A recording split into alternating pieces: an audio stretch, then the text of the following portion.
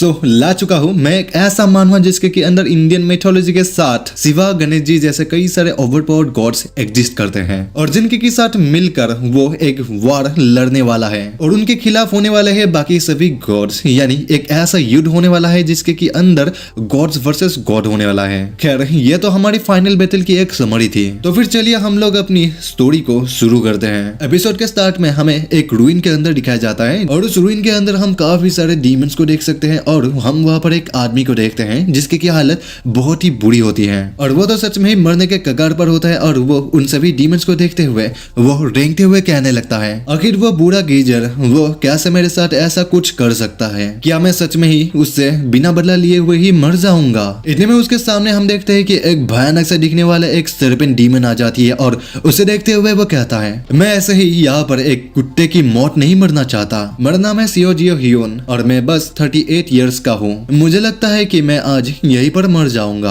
अगर मैं इस बारे में बात करूँ तो आखिर सब कुछ गलत कहाँ हुआ? तब तो मुझे संभव 15 साल पहले जाना पड़ेगा, साल 2025 में। उस समय इस दुनिया में कई सारे टॉम्स अपीयर होने लगे। ये टॉम यानी ये कब्र जब दिखाई दी गई तो बड़े बड़े भूकंप आए और इन टॉम्स के भीतर कई सारे ऐसे चीजें दिखाई दी गई थी जिन्हें रेलिक्स के नाम से जाना जाता है। ये रेलिक्स ही थे जिनके कारण ये पूरा दुनिया ही बदल गई, जैसे कि एंशिएंट मिथ्स, सेजेस, लोक कथाओं और महाकाव्यों में लिखा गया है। इन रेलिक्स में अपार शक्तियां छिपी हुई मानी जाती हैं। हमारे दुनिया में दिखाई दिए गए ये रेलिक्स ये कुछ अलग नहीं थे। उनमें विभिन्न प्रकार की क्षमताएं यानी एबिलिटीज प्रदान करने की शक्ति थी और इसी वजह से इन रेलिक्स को प्राप्त करने के बाद लोगों को जीवन में किस तरह से बदलाव आया, इसकी कहानियां कई अलग अलग जगहों पर फैल गई। लोगों ने इन रेलिक्स की खोज में अपना जीवन समर्पित करना शुरू कर दिया। मैंने ये जर्नी अधिकतर लोगों से थोड़ी देर से शुरू की, लेकिन एट दी एंड मेरी सफरिंग्स के कारण मुझे फाइनली एक इनक्रेडिबल रेलिक मिली गई, द आर्केस्ट रेलिक। और ये एक ऐसी रेलिक थी जो कि एक्सटेंसिव नॉलेज प्रदान करती थी टॉम्स और इम्पोर्टेंट इंफॉर्मेशन रिगार्डिंग रेलिक्स के बारे में। मैंने एक जैकपॉट हासिल किया इस रेलिक के साथ और मैं फाइनली अपने इस घटिया लाइफ को एंड कर सकता था और मैं एक अच्छा जीवन बिता सकता था एक पावरफुल रेलिक यूजर बनके। हालांकि मेरे जीवन के शुरू होने से पहले ही ये बहुत ही देर हो चुका था। एक नए कानून ने इस पूरे दुनिया पर ही कब्जा कर लिया। जिन कमीनों ने पहले से ही बहुत ज्यादा रेलिक्स कलेक्ट कर लिए थे, उन्होंने रेलिक्स पर मोनोपोली करना शुरू कर दिया और उन्होंने इन रेलिक्स के उपयोग को सीमित करने वाले काफी सारे ऐसे कानून बनाकर नया समाज बनाया। और मेरे पास एक आखिरी ऑप्शन ही बचा रह गया था कि मैं इन सत्ता के कमीनों के लिए ही काम करना शुरू कर दूं। मेरे एक्सेप्शनल एक्सकवेशन स्किल्स के कारण मुझे टीकेबीएम नामक एक बहुत बड़ी कंपनी के द्वारा रिकॉग्नाइज किया गया और उनके लिए काम करने के लिए चुना गया। इस कॉर्पोरेट के सीईओ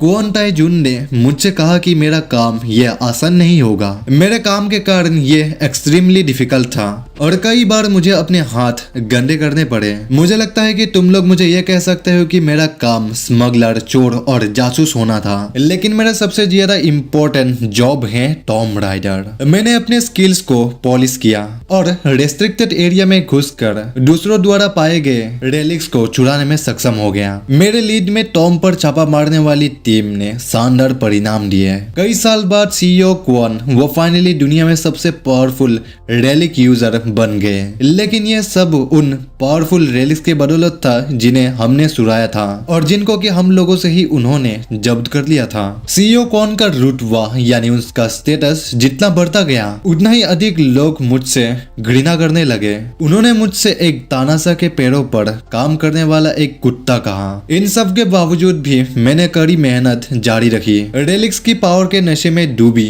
दुनिया में जीवित रहने के लिए मैं और क्या ही कर सकता था, लेकिन मुझे इतना ऑनेस्ट रहने के बावजूद मैंने कभी ये नहीं सोचा था कि मेरी अंत इस तरह होगा। मैं जिस मिशन पर अभी काम कर रहा हूँ वो सीईओ क्वोन द्वारा तैयार किया गया एक जाल है। उस कमीनों ने जानबूझकर ही मुझे और मेरे साथियों को एक इम्पॉसिबल और जानलेवा मिशन पर डाल दिया, क्योंकि हमारे पास जो भी स्किल्स थे ये आउटस्टैंडिंग थे, इसलिए वो हमसे खतरा महसूस करता था। ये सच में ही एक सेमलेस कमीना है। अभी तक जो कुछ भी हुआ ये तो हमारे मेन कैरेक्टर की एक बैक स्टोरी था। अभी हम प्रेजेंट में देखते हैं जहाँ पर वो सर्पेंट डीमन वो हमारे हमारे मेन कैरेक्टर के ऊपर अटैक कर देता है, लेकिन हमारा मेन कैरेक्टर वो उसके अटैक से डॉज कर लेता है और उसके बाद वो एक चट्टान के टुकड़े को लेके वो सीधे ही उस सरपेंट डीमन के ऊपर मारता है। लेकिन क्या उसके उस अटैक से उस डीमन के ऊपर तो एक खरोच भी नहीं आई होती है और मेन कैरेक्टर वो सांप को कहने लगता है, तू बस एक मोटा सांप है, मेरे सभी साथियों को खाने के बावजूद भी तू अब तक सेटिस्फाई नहीं हुआ।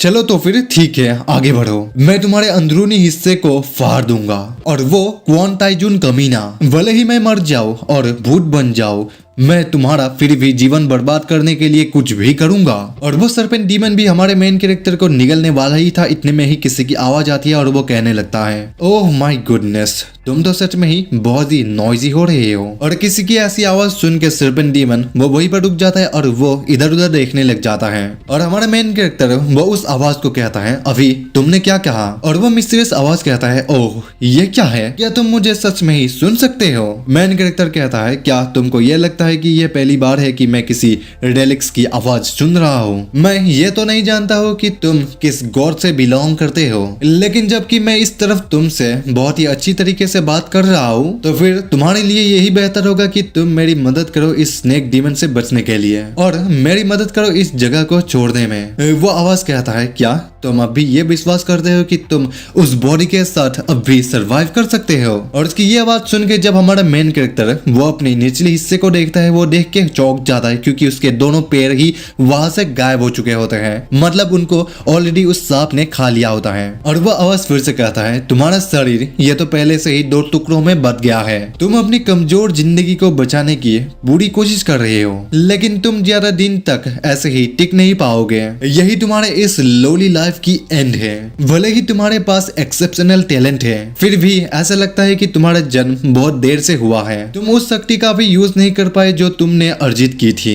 मेन कैरेक्टर कहता है, ऐसा बात मत करो कि जैसे कि तुम मुझे जानते हो, क्या तुमको ये लगता है कि मैं इस तरह से जीना चाहता था? और वो अपने गुस्से में दांत पीटते हुए उससे कहता है, मेरा लाइफ, मैं इसके बारे में सोचकर ही फिर से मैं पागल हो रहा हूँ। वो कमबख्त बूढ़ा गीजर, मैं उसे मारने के लिए कुछ भी कर सकता हूँ। उसकी ये आवाज सुन के वो आवाज कहता है, हा हा हा, तुमने मुझे खुश कर दिया, उस टैलेंट को ऐसे ही मरते हुए दिखना सचमुच ही बहुत ही बर्बादी होगी। ऐसे कहते वही वो वहां पर कुछ तो करने लग जाता है जिसके कारण वहां पर बहुत ज्यादा ही रोशनी झलकने लग जाती है। तो ऐसा कुछ होते हुए देख के मेन कैरेक्टर वो हारने से कहता है, तुम क्या करने की कोशिश कर रहे हो? वो आवाज कहता है, मैं एक और तुम्हें मौका दूंगा। चलो तो फिर देखते हैं कि तुम सच में ही किंग के थ्रोन को हासिल करने में सक्षम हो या नहीं। और फाइनली हम उस मिस्टीरियस पर्सन के एक झलक को देखते हैं और ये एक ब्लैक क्रो होता है। और उस क्रो की यह बात सुन के हमारा मेन कैरेक्टर जूयन कहता है, क्या एक किंग? माय एस, आखिर वो चीज ये क्या है? क्या वो एक हीरो रैंक का है या वो कोई एक गॉड रैंक का रेलिक है? ऐसा कहते हुए ही वो जब अपनी पलके झपकाते हुए नीचे की ओर देखता है, वो देख पाता है कि उसके पैर तो सही सलामत होते हैं। और ऐसा कुछ होते हुए वो चौंक जाता है और वो कहता है, क्या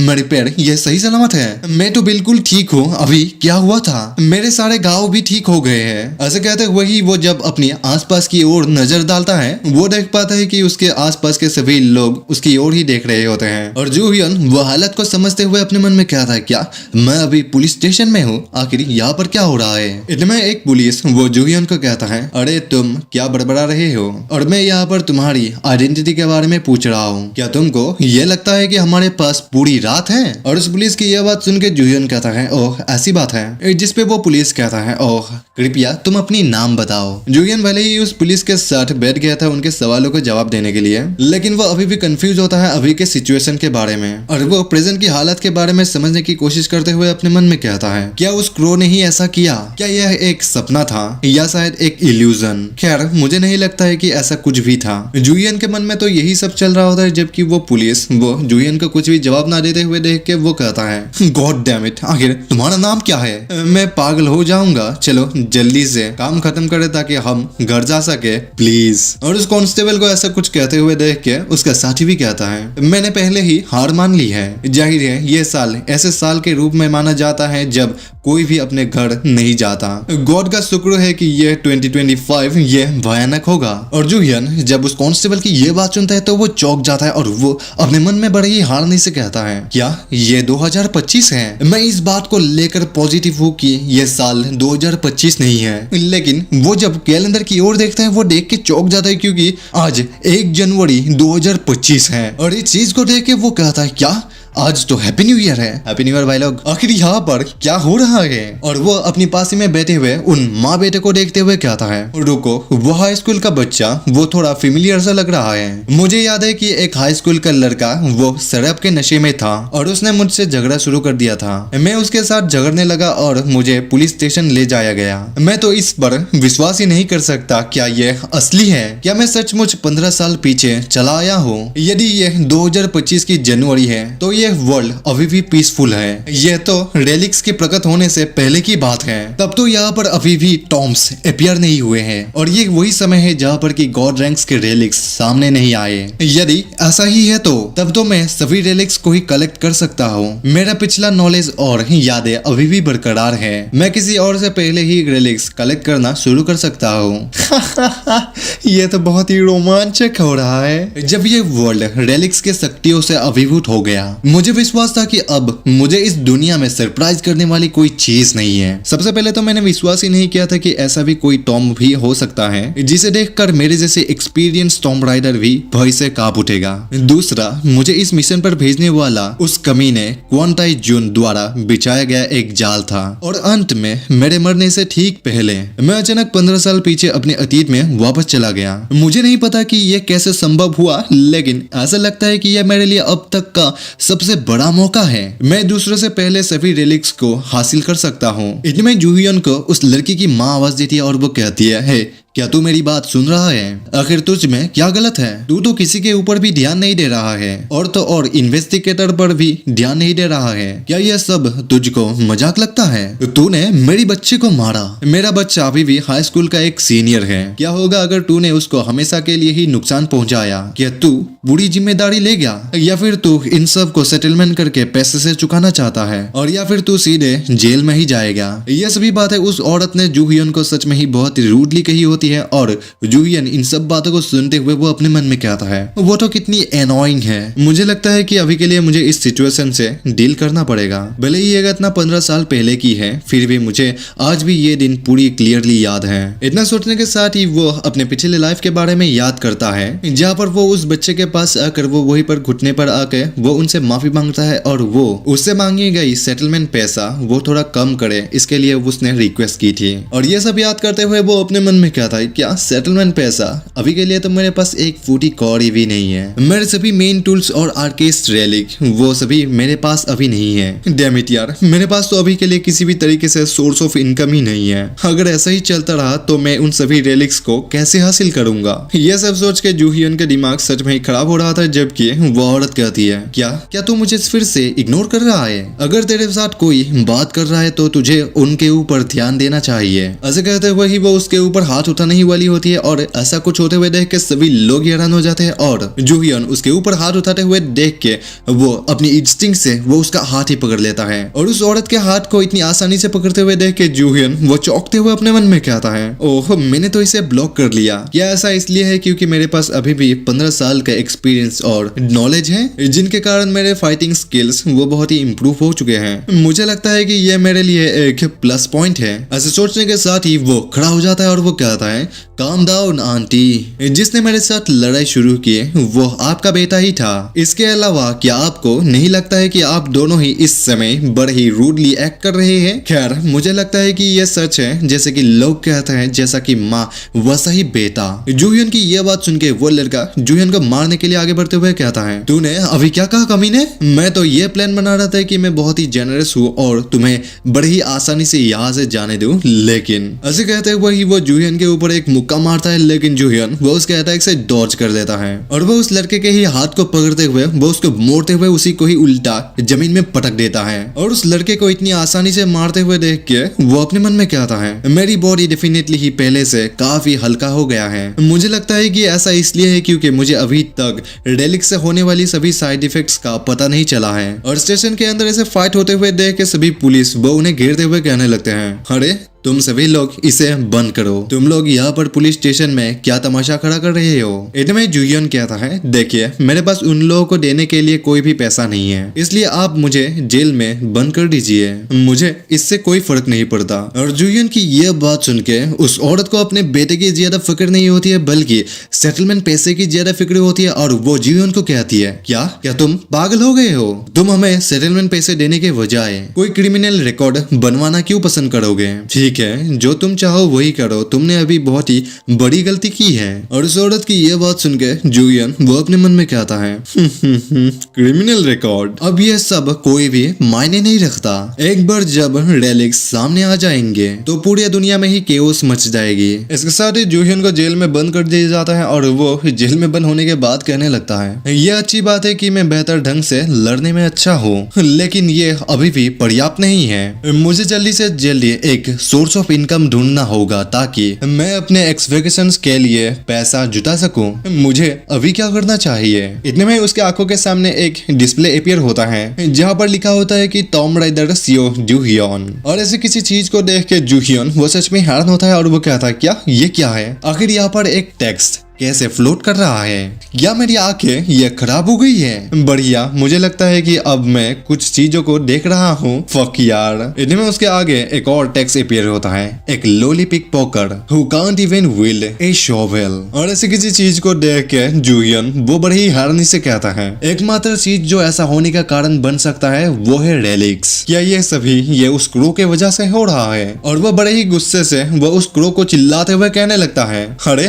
तुम कमीने क्रो, क्या तुम अभी भी मुझे देख रहे हो, तुमने मेरे साथ क्या किया। वो इतना कहता ही है, इतने में उसके आगे कई सारे ऐसे पैनल्स अपीयर हो जाते हैं और वहां पर हम टॉम राइडर के बेसिक स्किल्स को देखते हैं जो कि 4 होते हैं, लेकिन उनमें से एक ही अभी तक जूहियन को एक्वायर हुआ था और वो होता है स्पाई रैंक, जो कि एफ रैंक का होता है। और ये स्किल अलाउ करता है अपने सराउंडिंग के 1 मीटर के दायरे पर सभी चीजों को ऑब्जर्व करने में। और इन सब चीजों को देखते हुए जूहियन कहता है, क्या ये कोई गेम स्किल विंडो है। लेकिन जूहियन वो इन सब चीजों को देख के वो फ्रस्ट्रेट होकर वो इन पैनल्स को मारते हुए कहने लगता है, तुम कमीने क्रो, तुम क्या सोच रहे हो कि मेरे ये जीवन ये बस एक गेम है। इतने में उसके आगे एक और पैनल अपीयर होता है जहां पर कि उसको एक नया क्वेस्ट मिला होता है और वो क्वेस्ट ये होता है कि टॉम राइडर के सभी 4 बेसिक स्किल्स वो उसे पुनर्जीवित करना है। यदि वो टॉम राइडर के सभी 4 बेसिक स्किल्स को अवेकन कर लेता है जो कि उसके अंदर ही छुपा हुआ है, तो ही वो एक फुल फ्लेज टॉम राइडर बन पाएगा। और इन दोनों पैनल्स को देख के जूहियन कहता है, वाओ, एक स्किल विंडो और एक क्वेस्ट विंडो भी। वो ये सब देख ही रहा था, इतने में उसके पास एक पुलिस आके कहता है, आखिर यहाँ पर क्या चल रहा है, थोड़ा शांत रहो। जिस पे जूहियन वो उस पुलिस ऑफिसर के बात मानते हुए शांत तो हो जाता है, लेकिन वो अपने मन में कहता है, हाँ, क्या अकेला मैं ही हूँ जो कि इन विंडोज को देख सकता है। हालांकि ये काफी फ्लैशी है। इंटरेस्टिंग, जैसे कि ये स्किल विंडोज के स्टेट्स बताते हैं, मेरे आसपास के 1 मीटर के दायरे में जो कुछ भी है मैं उसे विस्तार से देख सकता हूँ। ये स्किल एग्जैक्टली मेरे आर्केस रेलिक की तरह ही है। क्या मेरे पास पहले जो कुछ भी स्किल्स थे वो अभी इस मोड में बदल गए हैं। यदि मेरे पास स्किल्स वो अभी 4 में से 1 है तो फिर मैं ये गेस कर सकता हूँ कि मेरे पास अब भी कई सारे स्किल्स बाकी है। यदि मेरी सभी स्किल्स ऐसी ही होंगी तब तो मेरे लिए अपने आर्केस रेलिक के पीछे जाने का कोई भी मतलब ही नहीं है। ये तो बहुत ही यूजफुल है, लेकिन वो क्रो रेलिक वो आखिर क्या प्लान बना रहा है। आमतौर पर रेलिक्स लोगों को अपने इच्छानुसार मदद करने से पसंद नहीं करते हैं। यह सब कहते हुए हम देखते हैं कि उसके बॉडी से किसी प्रकार की एनर्जी रिलीज हो रही थी, जबकि इतने में ही जूहियन को छुड़ाने के लिए एक आदमी वहां पर पहुंच जाता है और वो इस आदमी को देख के हैरान हो जाता है। और इसके साथ ही वो आदमी जूहियन को छुड़ा लेता है और वो बाहर आते हुए कहने लगता है, मैं बता रहा हूँ कि वो बच्चा असल में ही एक हैबिचुअल ऑफेंडर है, तुम्हें जेल नहीं जाना चाहिए था। खैर, मैं तुम्हारे लिए इस इंसिडेंट को ध्यान रखूंगा, इसलिए इसके बारे में ज्यादा चिंता चिंता मत करो। जिस पे जूहियन कहता है ठीक है, तुम्हारा शुक्रिया इसके लिए जियोन वू ह्योंग। और इसके साथ ही उन दोनों के बीच बातें चलने लग जाती है, जबकि जूहियन वो उसको देखते हुए कहने लगता है अपने मन में, डिटेक्टिव किम गियोन वो मेरा बड़ा भाई है जिसने कि मुझे अनाथ होने पर भी अपने पास रखा था और मेरे साथ अपने एक भाई जैसा व्यवहार किया। मुझे 15 साल पहले ये एहसास नहीं था कि वो सच में ही इतना जवान दिखता है। ये सब सोचने के साथ ही जूहियन कहता है, योंग मुझे तुमसे कुछ पूछना है। उसके रिप्लाई में वो डिटेक्टिव कहता है, हाँ आखिर वो क्या? जिस पे जूहियन कहता है, क्या कोई पैरानॉर्मल एक्टिविटीज के बारे में रिपोर्ट मिली है या फिर सुपरनेचुरल पावर्स के साथ रिलेटेड कोई रिपोर्ट? जूहियन की ऐसी बातें सुन के डिटेक्टिव कहता है, क्या बकवास कर रहे हो? क्या तुम नशे में हो? लेकिन वो जूहियन की आंखों को देखता है जो कि पूरे कॉन्फिडेंट में होता है और वो इसके बारे में सोचते हुए कहता है, वास्तव में अब जब मैं इसके बारे में सोचता हूँ तो मुझे ये पता चल जाता है कि मेरी पत्नी के पास निश्चित रूप से ही एक किसी प्रकार की सुपरनेचुरल पावर्स हैं। मुझे नहीं पता कि वो इतनी आसानी से कैसे मेरी सीक्रेट खजाना ढूंढ लेती है। और उस डिटेक्टिव की ऐसी बातें सुन के जूहियन वो अपने मन में कहता है, मुझे लगता है कि अभी तक कोई भी रेलिक यूजर प्रकट नहीं हुआ है, भले ही कई जगहों पर पहले से ही टॉम्स दिखाई दे रही है, लेकिन इससे कोई भी इनसिग्निफिकेंट डिस्टरबेंस पैदा नहीं हुई है क्योंकि अभी भी रेलिक यूजर्स वो एग्जिस्ट नहीं करते हैं। दूसरे शब्द में कहूँ तो अब एक्ट करने का सही समय है, यूं कि मैं पहले से ही अपने स्किल्स का यूज कर सकता हूँ, इसलिए मेरे पास अपने प्लान्स को प्राप्त करने का एक अच्छा मौका है। ये सब सोचने के साथ ही वो दोनों ही एक दूसरे से अलग अलग हो जाते हैं, जबकि इस तरफ हमारा मेन कैरेक्टर किसी गली से होते हुए जा ही रहा होता है। इतने में उसके आगे कई सारे कुछ उसके सीनियर्स आ जाते हैं, जहाँ पर कि वो 15 साल पहले यानी पिछले लाइफ में काम करा करता था, वो सीनियर्स आ गए होते हैं और वो लोग जूहियन को देख के कहते हैं, आखिर तुम इधर उधर क्यों भटक रहे हो? क्या तुम्हें अपने काम पर नहीं जाना है? जैसे कि तुम हम में से सबसे छोटे हो तो फिर क्या तुम्हें एक्स्ट्रा वर्क नहीं करना चाहिए? और इन बंदों को देखते हुए जूहियन वो बड़े ही से कहता है, क्या ये बंद है? मुझे लगता है कि मुझे मिल गया सोर्स ऑफ इनकम। ये सब सोच के वो सच में ही एक क्रीपी तरीके से स्माइल देने लगता है, जबकि उसका एक सीनियर जिसका कि नाम पार्क क्यूंग ताई होता है और वो कहता है, वाओ जूहियन तुम्हारे पास तो अपने सीनियर्स के लिए कोई भी सम्मान ही नहीं है। यूं कि तुमने अपने ह्यूंग्स को देख लिया है, मतलब अपने बड़े भाइयों को देख लिया है, तो क्या तुम्हें अब हमारे सामने झुकना नहीं चाहिए? और जूहियन वो अपने पिछले लाइफ के यादों के हिसाब से वो इन सब के बारे में कहता है। असल में तो वो एक स्ट्रीट का ठग था, लेकिन अब वो एक आर्ट ब्रोकर की तरह काम करता है। वो कमीना वो अपनी बड़ी बहन पार्क क्यूंगजू के साथ मिलकर काम करता है और वो दोनों ही एक आर्ट गैलरी चलाते हैं। वो दोनों ही बेकार के परेशानी पैदा करने वाले लोग हैं। जब मैं हाई स्कूल में था तो मुझे पैसों की जरूरत थी, इसलिए मैंने कुछ समय के लिए उनके साथ काम किया। मैं कुछ पैसा कमा के ही यहाँ से जाना चाहता था, लेकिन इन कमीनों ने मुझे इतनी आसानी से जाने नहीं दिया। उन लोगों ने मेरी मिड 20s तक अपने लिए काम करने पर मजबूर किया। ऐसा नहीं है कि मैं भी बेकार था, मैंने भी वैसे ही काम किया जैसे कि बाकी के लोग करते हैं, लेकिन क्या मुझे वो सम्मान मिला जो कि बाकियों को मिला? नहीं, एक बार भी नहीं। उन्होंने मेरे गले में पत्ता बांध रखा था, मुझे वेतन देने की धमकी दी थी और मेरे साथ कुत्तों जैसी व्यवहार किया था। वो ये सब सोच ही रहा था जबकि वो आदमी कहता है, हे तुम जवाब क्यों नहीं दे रहे हो कमीने? क्या तुम्हें एक पिटाई की जरूरत है? वो इतना कहता ही है, इतने में जूहियन वो सीधे ही उसके मुंह में एक पंच मार देता है और वो पंच सच में ही बहुत जोर से लगा होता है, जिसके कारण उसके मुंह से खून निकल आता है और वो सीधे ही नीचे गिर जाता है। और इसको मार के गिराने के साथ ही जूहियन कहता है, अरे तुम लोग तो सच में ही बेवकूफ हो, जाओ और अपने बॉस को ये बात बता दो कि मैंने उसके लिए काम करना बंद कर दिया है। इनमें उनमें से एक और आदमी जूहियन के पास बढ़ते हुए कहने लगता है, हाँ क्या हुआ? तूने हमारे लिए बहुत से काम किए हैं, तू सच में ही एक स्टूपिड है। इनमें जूहियन कहता है, ओह और मेरे जाने से पहले मुझे डेढ़ से मिलने वाले सभी पेमेंट्स उन्हें अभी मुझे सौंप दो। ये सब कहते हुए वह सच में ही एक क्रीपी सा स्माइल देने लगता है, जबकि उन गुंडों की तो अब खैर नहीं। जूहियन की यह बात सुन के वो सभी एक दूसरे से बातें करते हुए कहने लगते हैं, अरे अरे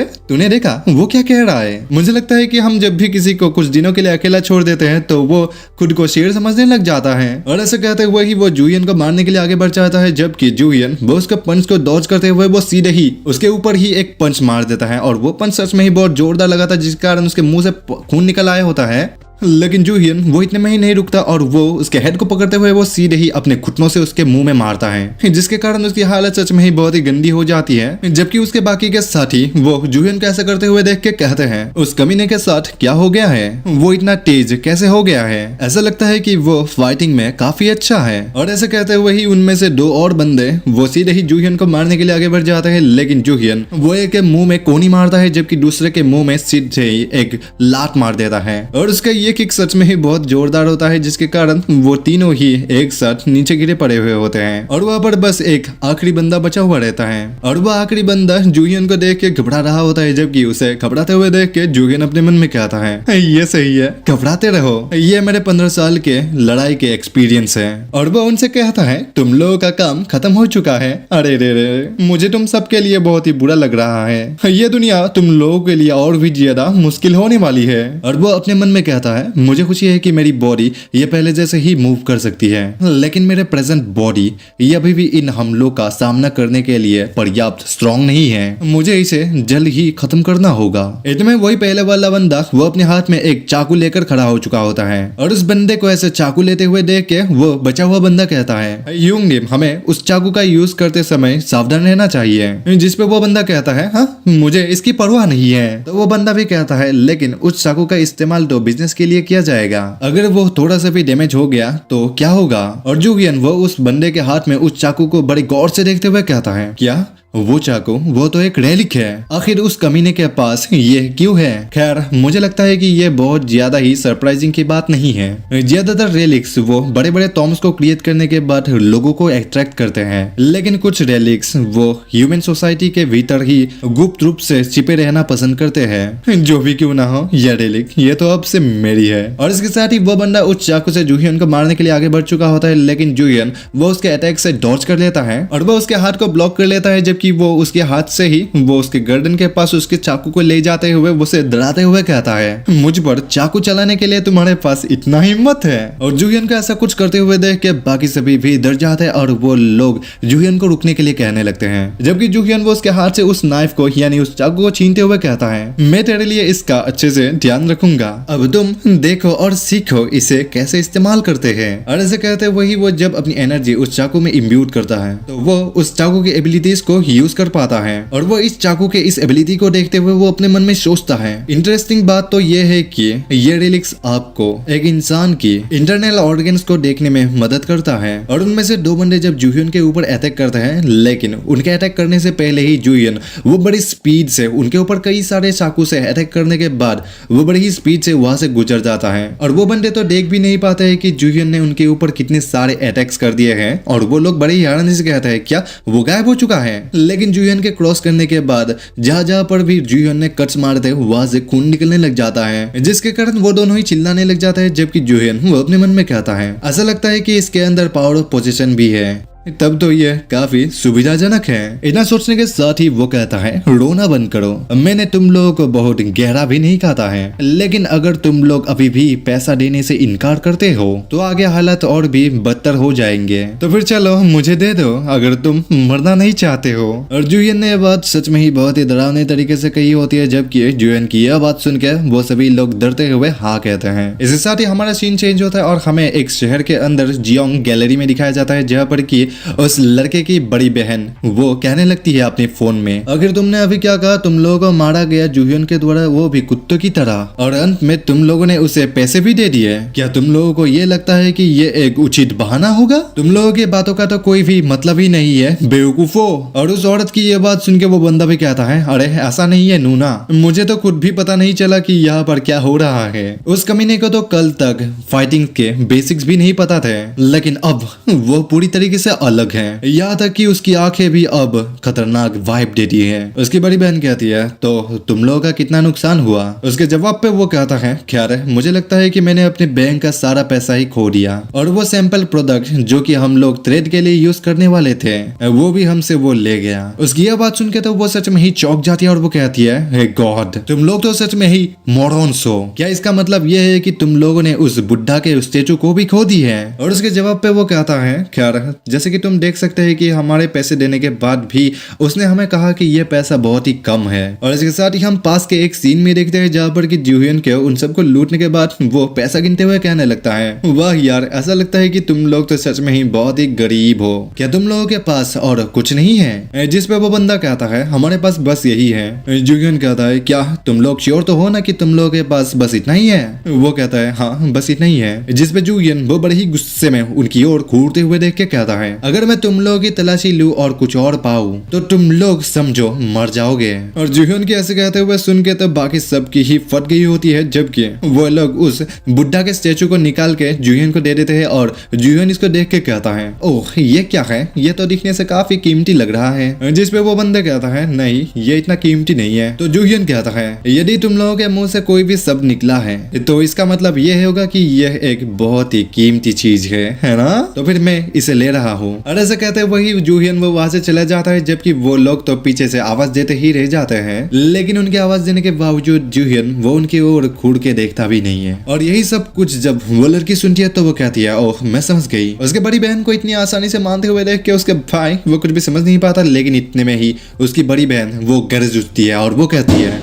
जाओ और इसे तुरंत वापस ले आओ तुम मॉडर्न्स। हमारा सीन चेंज होता है और हमें एक स्टोर का सीन दिखाया जाता है जहाँ पर जूहियन वो उस मूर्ति को बेचने के लिए आया होता है, जहाँ पर कि स्टोर ओनर ये कहता है कि इसकी मूर्ति की कीमत तो बहुत ही कम होगी और वो तो ये भी कहता है कि इस स्टेचू को कोई भी खरीदेगा भी नहीं, ये तो बस घर के शो पीस के लिए ही सुंदर रहेगी। और स्टोर ओनर की ऐसी बातें सुन के जूहियन वो अपने मन में कहता है, ये कितना अजीब है। वो कमीना पार्क क्योंग ताई वो ऐसा एक्ट कर रहा था कि जैसे कि ये लाखों का है, लेकिन अंत में ये सिर्फ बेकार का कचरा है। तो जूहियन को उस स्टेचू के बारे में ज्यादा कुछ पता नहीं चलता है, तो वो उसको ले जाते हुए अपने मन में कहने लगता है, मुझे ये भी महसूस हुआ कि इसका कीमत बहुत ही ज्यादा है, क्या मेरे जजमेंट में ही कोई गलती थी, यूं कि मेरे पास अभी आर्काइव्स रेलिक नहीं है। और उसके इतना सोचने के साथ ही वो जब उसको गौर करते हुए देखता है तो वो देख पाता है कि उस मूर्ति के अंदर से तो थोड़ी थोड़ी एनर्जी रिलीज हो रही थी। और ऐसा कुछ निकलते हुए देख के जब वो अपनी स्पाई स्किल को एक्टिवेट करता है तो वो सिस्टम में देख पाता है कि तुमने एक ऐसे सस्पिशियस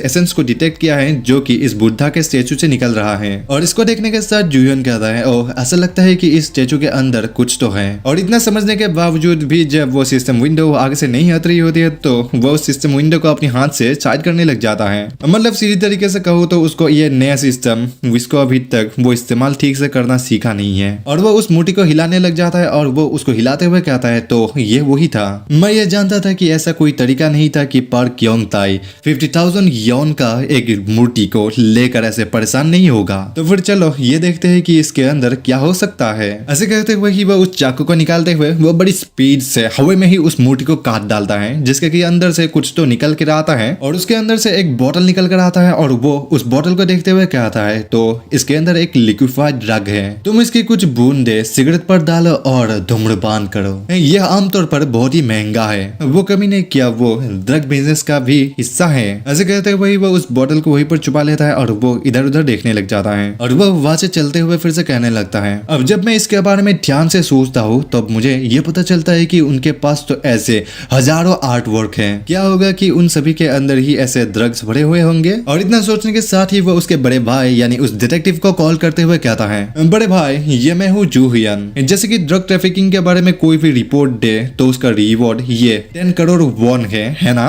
हमारा सीन शिफ्ट होता है और हमें जियोंग गैलरी में दिखाया जाता है, जहाँ पर जियोंग यानी उस औरत को प्रेसिडेंट की ओर से कॉल आया होता है, क्योंकि प्रेसिडेंट भी खुद इस केस में शामिल होता है। और वो औरत प्रेसिडेंट से हेल्प मांग रही होती है कि इस केस में वो कुछ भी करके उसकी मदद करे, लेकिन प्रेसिडेंट वो कॉल को कट कर देता है ये कह के कि वो इस केस में कुछ भी उसकी मदद नहीं कर सकता है। और उस कॉल के कट होने के बाद वो औरत प्रेसिडेंट को ही खड़खोती सुनाने लग जाती है, लेकिन इतने में उसके रूम का दरवाजा खोलता है और वो जब देखती है तो वो देख पाती है कि उसके भाई के साथ कई सारे पुलिस ऑफिसर यानी डिटेक्टिव खुद भी यहाँ पर पहुंच चुका होता है। और उन सबको इतनी जल्दी यहाँ पर पहुंचते हुए देख के वो औरत चौंक जाती है, जबकि उसका छोटा भाई कहता है, नोना हमें माफ करना कि हम लोग यहाँ पर ऑलरेडी डिस्कवर हो चुके हैं और अब हम लोग पूरी तरीके से ही बर्बाद हो चुके हैं। लेकिन उसकी बड़ी बहन वो एक्टिंग करते हुए कहती है, आखिर यहाँ पर क्या चल रहा है। जिस पर डिटेक्टिव कहता है, हमें रिपोर्ट मिली है कि आप लोग न केवल ड्रग्स की स्मगलिंग कर रहे हैं बल्कि आप लोग तो डिस्ट्रीब्यूट भी कर रहे हैं। जिस पर जियोंग कहती है, ड्रग्स, हम तो केवल यहाँ पर आर्ट वर्क का डील करते हैं, हम कानून का पालन करने वाले नागरिक हैं। उसकी यह बात सुन के डिटेक्टिव वो जूहियन के पास से मिली हुई उस बोतल को दिखाते हुए वो कहता है, जब आप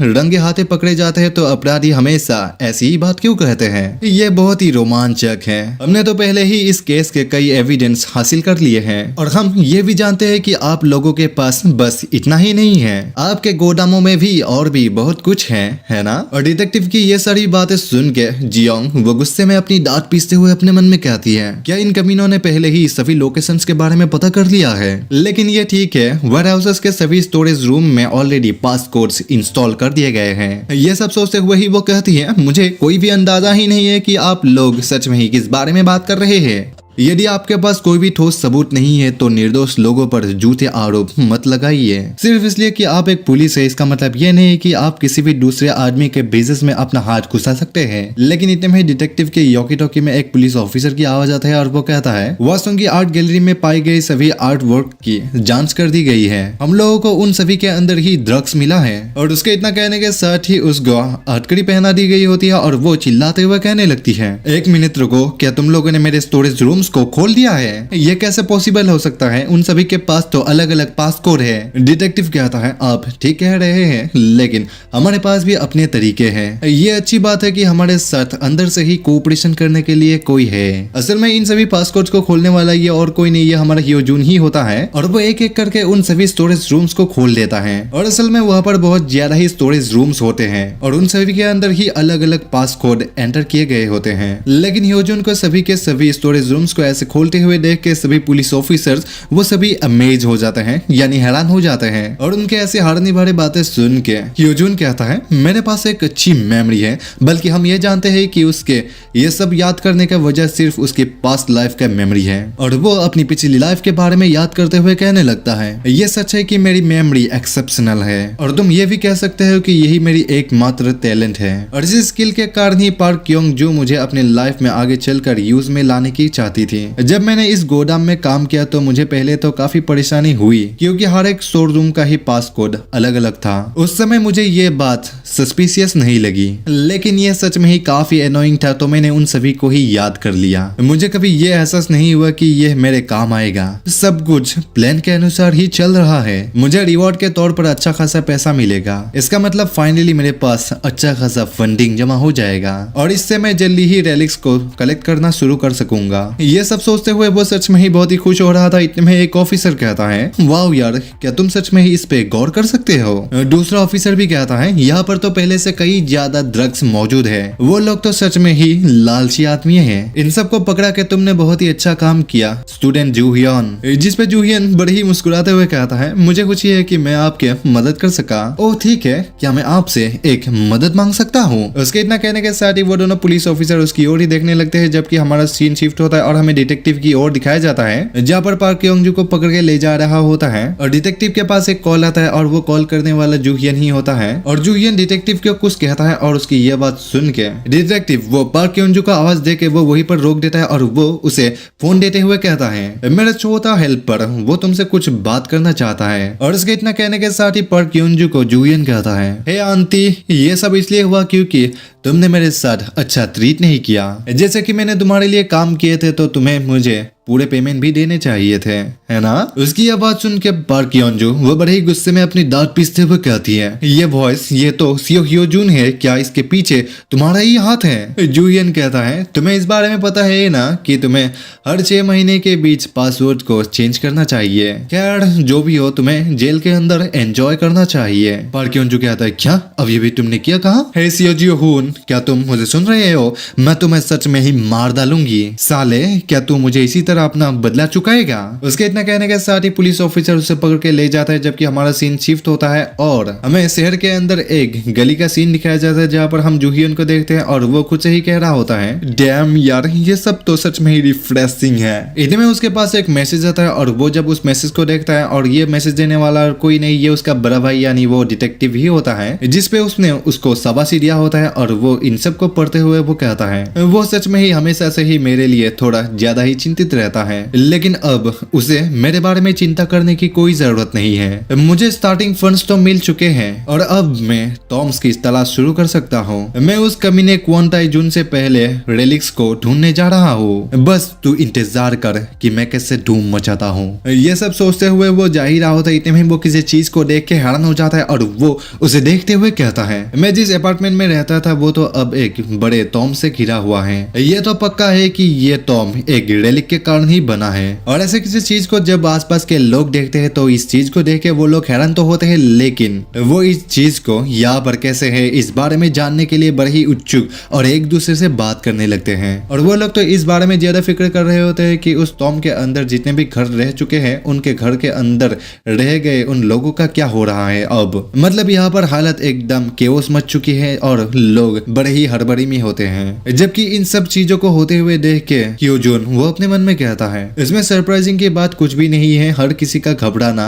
ये स्वाभाविक है। रेलिक्स और टॉम में अपार शक्तियां है, इस वजह से ही वो बहुत ही ज्यादा गड़बड़ी पैदा करते हैं। अब जब मैं इसके बारे में सोचता हूँ तो मुझे याद आता है कि इसी समय मेरे रूममेट का फोन आया था। उसने मुझे बताया कि मेरा अपार्टमेंट वो गायब हो चुका है और वो ये सोच रहा था कि मैं अब क्या करूंगा। उस समय मुझे कुछ भी नहीं पता था कि असल में यहाँ पर क्या हो रहा था, क्योंकि मैं उस समय पार्क क्योंजो के लिए ही काम कर रहा था। जब तक मैंने अपना काम खत्म करके घर वापस आया तब तक सब कुछ समाप्त हो चुका था। यदि यही बात है तो उस समय इस टॉम के अंदर कोई घुसा था और सक्सेसफुली इस टॉम को क्लियर कर दिया था। तो इसके मतलब ये है कि जो भी इसके लिए जिम्मेदार है वो भी यही कहीं आसपास ही होगा। मैं उस बंदे से हार नहीं सकता, ये रेलिक वो मेरा है। इतने वो किसी की आवाज सुनता है और वो कहता है, प्लीज मुझे शूट मत करिए। और इस आवाज को सुनने के बाद जूहियन जब उस ओर देखता है तो वो देख पाता है कि एक आर्मी ऑफिसर ने तो एक आदमी के ऊपर गन तान रखा होता है और इस वॉइस को नोटिस करते हुए कहता है,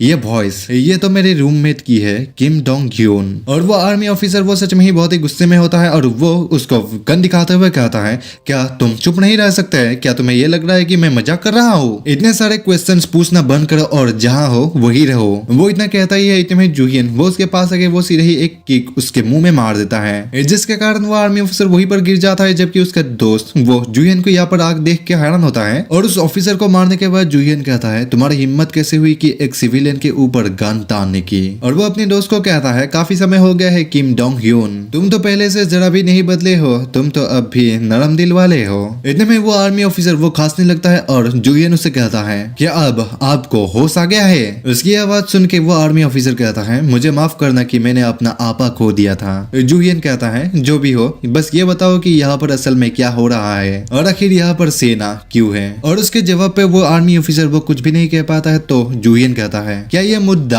आमतौर पर पुलिस द्वारा नहीं निपटाए जाते? क्या तुम लोग असल में वहाँ पर उस टॉम के अंदर एंटर करने की कोशिश कर रहे हो? वो ऑफिसर कहता है, ये एक क्लासिफाइड इंफॉर्मेशन है। और उसकी ये बात सुन के जूहियन वो अपने मन में कहता है, नहीं, मुझे ये कारण जानना है। मुझे पता है कि गवर्नमेंट भी यहाँ पर मेरी राइवल हो सकता है। क्या हमारे कंट्री को पहले से ही रेलिक्स के एग्जिस्टेंस के बारे में पता था? ये सब सोचते हुए ही वो कहता है, बकवास करना बंद करो, मैं यहाँ का ही एक निवासी यानी रेसिडेंट हूँ, इसलिए मुझे ये जानने का अधिकार है। मैं ये जानना चाहता हूँ कि यहाँ पर पूरी सेना हथियारों से लेस क्यों है। मुझे लगता है कि आप लोग अभी जिस सिचुएशन में हैं आप उसे समझ नहीं रहे हैं, लेकिन आप एक बड़ी गलती कर रहे हैं। क्या आप ये जानते हैं कि मैं सिविलियन पर बंदूक तानने के लिए आपके खिलाफ अधिकारियों को शिकायत कर सकता हूँ, है ना? इसलिए इस सिचुएशन को बद से बदतर ना बनाइए, मैं सिर्फ कारण जानना चाहता हूँ। और जूहियन की ये सभी बातें सुनने के बाद वो ऑफिसर कहता है, खैर हम उस चीज को विस्फोट करके उसमें मौजूद सामग्री को बाहर निकालने की कोशिश कर रहे हैं और आपको इस खतरे के बारे में ज्यादा चिंता करने की कोई जरूरत नहीं होगी। हम उस एरिया से काफी अच्छी तरह से सुरक्षित हैं। उसकी आवाज सुन के वो अपने मन में कहता है, वो इसे विस्फोट करके डिस्ट्रॉय करना चाहता है। इस तरह से तो ये टॉम खोलना इम्पॉसिबल है। वो ऑफिसर फिर से कहता है, हमने फॉरेन एक्सपर्ट्स को भी बुलाया है, इसलिए मैं ये एज्यूम करता हूँ कि सब कुछ अच्छी तरह ठीक हो जाएगा। और उसकी ये बात सुन के वो अपने मन में कहता है, क्या फॉरेनर्स? ओह, अब सब कुछ मुझे समझ में आ रहा है। ऐसे सोच के ही वो कहता है, अब मैं सब कुछ समझ गया, मुझे बताने के लिए आपका शुक्रिया, अब मैं सुरक्षित महसूस कर रहा हूँ। ठीक है, तो फिर अच्छा काम करते रहो और अपना ख्याल रखो। ऐसे कहते वही वो चला जाता है, जबकि वो ऑफिसर वो बेशर्मों की तरह कहता है, इसके लिए आपको शुक्रिया। इतने में उसका दोस्त उसके पास आते हुए कहता है, क्या तुमने उसके साथ बात कर ली है? उसने क्या कहा? और उसके जवाब पे जू हियन वो ये कहते हुए वहां से चले जाता है कि कुछ भी मत करो और यहीं पर बस ऐसा ही रहो। और जू हियन की ऐसी बिहेवियर देख के उसका दोस्त वो कुछ भी समझ नहीं पाता और वो पीछे से उसकी आवाज देते हुए ही रह जाता है और जू हियन वो पीछे मुड़ के भी नहीं देखता और वो वहां से चला जाता है। हमारा सीन सीधे ही उस टॉम के ठीक बाहर दिखाया जाता है जहाँ पर आर्मी तैनात होते हैं और वहां पर हमें एक फॉरेनर लड़की को देखते हैं जिसका कि नाम लिंडा वॉल्कर होता है और वो एक अमेरिकन CIA एजेंट होती है और वो फोन पे बातें करते हुए कहने लगती है, क्या तुम इस बारे में पॉजिटिव हो कि कोरिया गवर्नमेंट को अभी तक टॉम्स के बारे में कुछ भी पता नहीं है? और उसके जवाब पे वो फोन वाला बंदा कहता है, हाँ मैं इसके बारे में पॉजिटिव हूँ और तुम मुझे बार बार इसके बारे में क्यों पूछ रहे हो? और उसके जवाब पे लिंडा वॉल्कर कहती है, खैर क्योंकि यहाँ पर सैनिकों की संख्या का कोई भी मतलब ही नहीं बनता। और उसके रिप्लाई में वो फोन वाला बंदा कहता है, ये प्रोबेबली इसलिए है क्योंकि वो हमारे मामले में हमारी सहायता करने की पूरी कोशिश कर रहे हैं। किसी भी सिचुएशन में पब्लिकली इस प्रश्न से बचे। यहाँ पर ऐसे भी लोग हैं जो कि अंग्रेजी समझते हैं। और अब तक मिशन की प्रोग्रेस कैसी चल रही है? उसके जवाब पे लिंडा कहती है, एक्सप्लोसिव वो जल्द ही फंस जाएगा, अभी तक सब कुछ ठीक चल रहा है। तो उसके रिप्लाई में वो फोन वाला बंदा कहता है, तो फिर चलो अपना फोकस अंत तक ऐसे ही बनाए रखो, उस टॉम के बारे में इन्वेस्टिगेट करते रहो और पॉसिबल हो सके तो उस रैलिक को भी हासिल कर लो। उसके जवाब पे लिंडा ये कहते हुए वो कॉल को कट करती है कि मैं इसके बारे में समझ गई। इतने में लिंडा के पास एक आदमी आता है और उस आदमी को देख के लिंडा वो हैरान होती है और वो आदमी कहता है, क्या तुम यहाँ पर मुझे देख के सरप्राइज हो गए हो? और इस आदमी का नाम होता है इबे कियोशी और ये जापानीज मेंबर होता है एग्जीबिशन टीम का। और वो लिंडा को कहने लगता है, यहाँ पर मेरे होने के बावजूद भी तुम यहाँ पर हो, क्या ये बहुत ही नेचुरल नहीं है? क्या तुम इसके बारे में नहीं सोचते? हम एक दूसरे के पड़ोसी देशों से ही है इसलिए ये समझ में आता है, लेकिन आप अमेरिका से हैं और ये काफी लॉन्ग डिस्टेंस है ना? तुम लोग तो अपने चोरी के कामों को अंजाम देने में काफी डिवोटेड हो। और कियोशी की यह सब बात सुन के लिंडा वो गुस्से में अपनी दांत पीसते हुए कहती है, हम तो सिंपली रेलिक्स को रिकवर कर रहे हैं ताकि हम लोग इंटरनेशनल पुलिस एसोसिएशन को इसे सौंप सके। हमारा मिशन तो शांति बनाए रखने और इन रेलिक्स के ऊपर एक्सपेरिमेंट करना है। कियोशी कहता है, ओह ये बात तो बहुत ही बढ़िया है, अगर हम लोग इसी स्टेटमेंट के अनुसार चले तो हम खुद ही रेलिक्स मांग सकते हैं। यदि हम लोग भी ये कहे कि हम लोग भी इसे सेफली एक्सपेरिमेंट करेंगे, लेकिन हम लोग ये भी जानते हैं कि तुम लोग हमें इसके बारे में इजाजत नहीं दोगे। लिंडा कहती है, और आखिर तुम ये क्यों सोचते हो कि हमें तुम्हारे शब्दों पर भरोसा करना चाहिए? कियोशी कहता है, खैर इससे कोई भी फर्क नहीं पड़ता, हम दोनों ही यहाँ पर अभी एक ही काम कर रहे हैं, तो फिर चलो इस पॉइंटलेस डिस्कशन को यहीं पर रोक देते हैं। लेकिन मैं ये गारंटी दे सकता हूँ कि यह रेलिक यह हमारा हो सकता है। लिंडा कहती है, तुम तो सच में ही काफी कॉन्फिडेंट लग रहे हो, तो फिर चलो इस बारे में देखते हैं कि क्या होता है। और ऐसे ही वो दोनों एक दूसरे से बातें करने लग जाते हैं, जबकि जू हियन वो पीछे से उन दोनों की बातें छुप कर सुन रहा होता है और वो अपने मन में कहता है, आखिर ये क्या है? वो काफी अलग दिख रहे हैं, क्या वो एक अमेरिका CIA एजेंट है और वो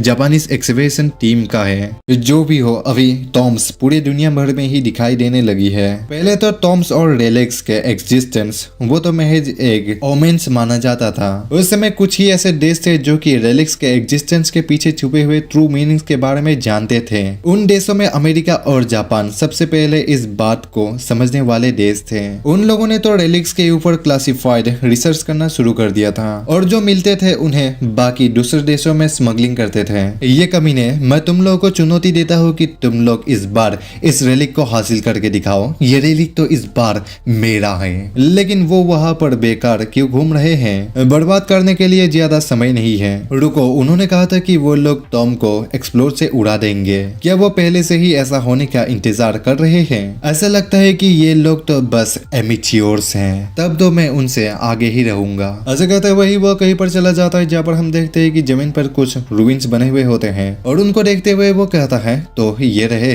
इन रूइंस को असल में टोंग्लिप्स कहा जाता है।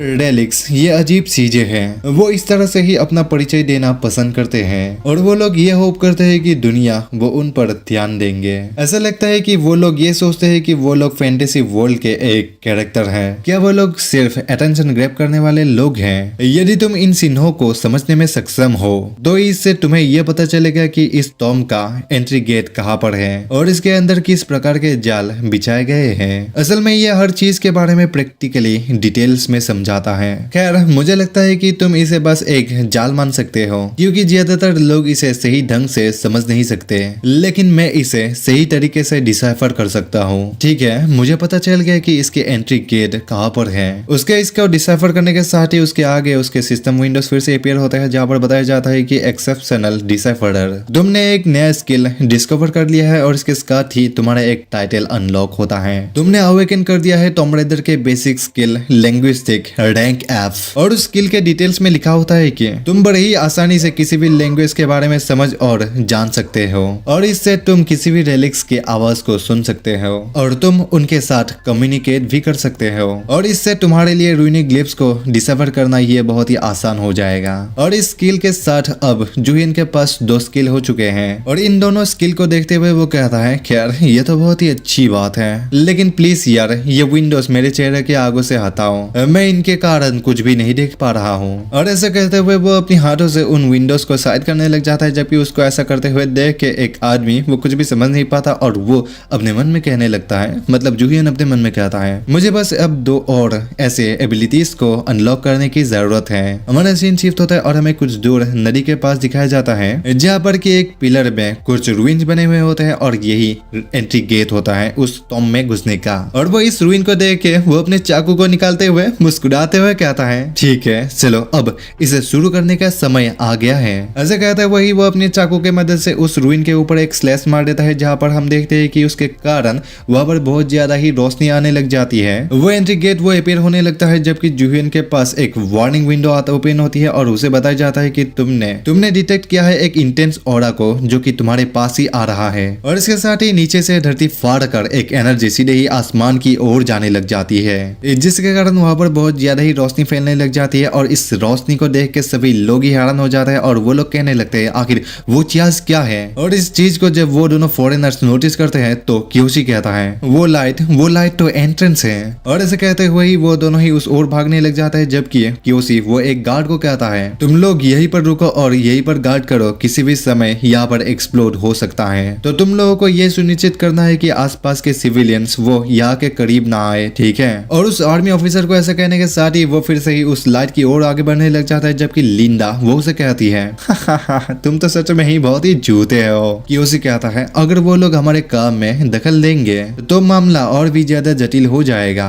ये तो तुम जानते ही हो, तुम तो यहाँ पर सारा रायता ही दूसरों के ऊपर गिरा रहे हो। और इसके साथ ही वो दोनों ही उस एंट्रेंस गेट के पास पहुंच जाता है, और इस एंट्रेंस गेट को देख के क्योसी कहता है अरे यार ये तो सच में ही बहुत ही चमकीला है, मैं तो नीचे भी नहीं देख पा रहा हूँ। उस एंट्रेंस गेट के सतह को कितना नीचे हो सकता है इस चीज को मापने के लिए लिंडा वो एक पत्थर नीचे गिरा देती है, और वो पत्थर जब नीचे गिरता है तो वहां पर वाटर का साउंड आता है, और इसको देख के क्योसी कहता है ऐसा लगता है कि नीचे वहां पर पानी हो सकता है, जिस पे लिंडा कहती है लेकिन फिर भी ये बहुत ही गहरा हो सकती है, जिस पे क्योसी कहता है अगर ऐसी ही बात है तो फिर चलो खुद जाके देखते हैं। ऐसे कहते हुए क्योसी तो नीचे छलांग लगा देता है, जबकि लिंडा वो आवाज देते ही रह जाती है, और जूहियन को देखते हैं जो कि पहले से ही इस टॉम के अंदर मौजूद होता है, और किसी को ऐसे नीचे गिरते हुए वो जब सुनता है तो वो कहता है बेवकूफ वो तो सच में ही मेरा पीछा कर रहे हैं, और वो दीवार पे लगे हुए काफी सारे रूइंस को देखते हुए कहता है तो फिर चलो उन्हें थोड़ा कठिन समय देते हैं, ठीक है तो फिर चलो इस ट्रैप को एक्टिवेट कर देते हैं। और इस तरफ हम क्योसी को देखते हैं जो कि पानी से ऊपर आते हुए वो खांसने लग जाता है, जबकि इतने में ही लिंडा भी वहां पर पहुंच जाती है और वो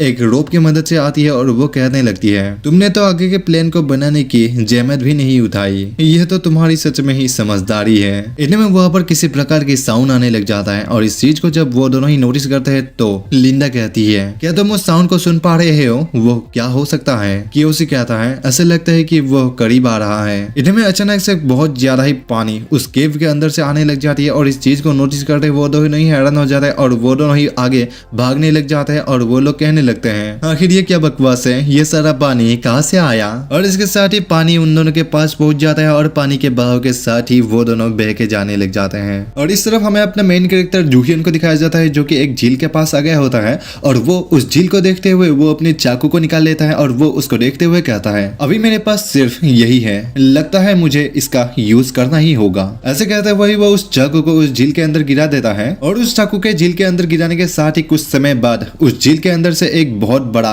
व्हाइट स्नेक निकल के आ जाता है, जो कि देखने में सच में ही बहुत ही खतरनाक लग रहा होता है। और वो जूहियन को देखते हुए हुए कहता है, आखिर यहाँ पर किस बेचारे ने अपना सामान गिरा दिया है, अब मुझे इसका उत्तर दो। एक सोने का चाकू है और एक चांदी का चाकू है, इन दोनों में से तुम्हारा कौन सा है? और अभी जो यहाँ पर जो कॉन्सेप्ट हो रहा है इसके बारे में हम लोगों ने पहले से ही बचपन में ही ऐसे कहानियां पढ़ चुके हैं, और ये कॉन्सेप्ट हमारे इंडियन मेथोलॉजी या कहे तो इंडियन मेथोलॉजी के साथ चाइनीज मेथोलॉजी मिल चुका है। और इस तरफ जूहियन वो अपने मन में कहता है, ये सवाल तो कितना इजी है। इस टॉम के अंदर मौजूद रेलिक को सोने और चांदी का कुल्हाड़ी या कहे तो एक्सेस कहा जाता है, और ये एक बहुत ही फेमस लोक कथा यानी फोक टेल पर आधारित है, और ये ओरिजिनेट करता है एसोप की एक कहानी में जो कि है Mercury Andy would cutter. Hindi में इसे ऐसे कह सकते हैं कि एक परी और एक लकड़हारी की कहानी, और ये कहानी बाकी के दूसरे देशों में भी पॉपुलर है ताकि फॉरेनर्स इजीली इस ट्रायल को क्लियर कर सके। लेकिन अब तो बहुत ही देर हो चुकी है, ये रेलिक या अब मेरा है। ये सब सोचते हुए ही वो उसके जवाब में कहता है, ये दोनों ही मेरे नहीं है। जूहियन के जवाब सुनने के बाद वो साफ वो उन दोनों चाकुओं को ही वापस फिर से रख लेता है और वो उसके पहले वाले चाकू को दिखाते हुए कहता है, तो फिर क्या ये तुम्हारा चाकू है? और इस सांप की यह बात सुन के जूहियन वो अपने मन में कहता है, हाँ यह सही है, वो मेरा ही है। अगर मैं ऐसा ही उत्तर दूं तो ना केवल मुझे अपना ओरिजिनल वेपन हासिल होगा बल्कि सोने और चांदी के कुल्हाड़ियां भी मुझे मिलेंगे। लेकिन इतना सोचने के साथ ही वो कहता है, हे क्या मैं इसे चेक कर सकता हूँ कि ये मेरा असली वेपन है कि नहीं? वो साहब कहता है, हाँ तुम इसे चेक कर सकते हो। जिसपे जूहियन वो बहाने से उस चाकू को पकड़ता है और वो उसके मुंह के अंदर से ही उस चाकू के मदद से उसके मुंह के एक हिस्से को ही चीर देता है। और जूहियन को ऐसा कुछ करते हुए देख के वो साफ वो चिल्लाता है और वो कहने लगता है, क्या तुम क्या करने की कोशिश कर रहे हो? जबकि तुम अपने ट्रायल को पूरा करने में इतने करीब हो तो तुम ऐसा क्यों कर रहे हो? जूहियन कहता है, शांत हो जाओ। तुम्हें पता है मैंने कभी रेलिक्स पर भरोसा ही नहीं किया। अगर मैं ट्रायल में पास भी हो जाऊं तो भी मुझे इसकी कोई भी गारंटी नहीं है कि तुम मुझे कोई नॉर्मल इनाम दोगे। तुम्हारे रेलिक्स हमेशा से ही एक जैसे ही रहते हैं। कौन कह सकता है कि जो रिवॉर्ड तुम मुझे दोगे वो मुझे एक साइकोपैथ मर्डरर नहीं बना देगा? जिसपे वो व्हाइट स्नेक कहता है, कैसे एक साधारण इंसान को इसके बारे में पता चलेगा? और जूहियन के पिछले लाइफ के हिसाब से सिल्वर एक्स और गोल्डन एक्स के ओरिजिनल ओनर वो एक साइकोपैथ मर्डरर बन चुका था। और उस व्हाइट स्नेक के जवाब पे जूहियन कहता है, तुम ये प्लान बना रहे थे कि तुम मुझे एक रेलिक दोगे, यानी एक फेक रेलिक दोगे जो कि एक कर्स से इम्ब्यूड होगा। ये कितना आयरनिक है कि ये ट्रायल ये शुरू से ही इसका उद्देश्य ईमानदारी था। और ऐसा कहते हुए ही वो उस व्हाइट स्नेक की ओर बढ़ते हुए वो उस व्हाइट स्नेक के ऊपर अपने चाकू से स्टैब कर देता है, और उसके स्टैब करने के कारण वो सांप वो चीखने लग जाता है। जबकि जूहियन उसे देखते हुए कहता है, अपने घटिया कर्मों का फल चखो रेलिक। जिसपे वो रेलिक यानी व्हाइट स्नेक कहता है, क्या तुम सचमुच ये मानते हो कि तुम ऐसा करके तुम मुझे इस्तेमाल करने का अधिकार अर्जित कर सकते हो? जूहियन कहने लगता है, ट्रैप से भरे हुए एक टॉम के अंदर अगर तुम जाने में सक्सेसफुल हो जाते हो और उसके बाद अगर तुम उस रेलिक के ट्रायल को भी पास कर लेते हो तो तुम्हें वो रेलिक एक रिवॉर्ड देगा। ट्रायलों को पूरा करने और प्रतिकूलता पर काबू पाने से रेलिक्स वो यूजर को काफी सारे एबिलिटीज दे सकता है, और उसके बाद एक रेलिक और एक यूजर दोनों ही एक म्यूचुअल रिलेशनशिप में बन जाते हैं। यह वो नॉर्मल रिलेशनशिप है जिसे एक इंसान और रेलिक के बीच शेयर किया जाना चाहिए। हाउएवर रेलिक्स में हमेशा से ही इंसानों के प्रति गहरा नफरत रही है और उनका उद्देश्य उन्हें नुकसान पहुंचाना है। रेलिक्स के साथ कुछ समय बिताने के बाद इंसान वो आखिर में बीमारी से सफर करने लग जाएंगे। इस वजह से ही जिन रेलिक्स यूजर के पास हीलिंग एबिलिटीज थे उनके पास बहुत ज्यादा पावर और ऑथोरिटी थे। यही एक और कारण है कि सीईओ क्वान द्वारा मुझे कंट्रोल किया गया, इसलिए मुझे in fucking so called mutual relationship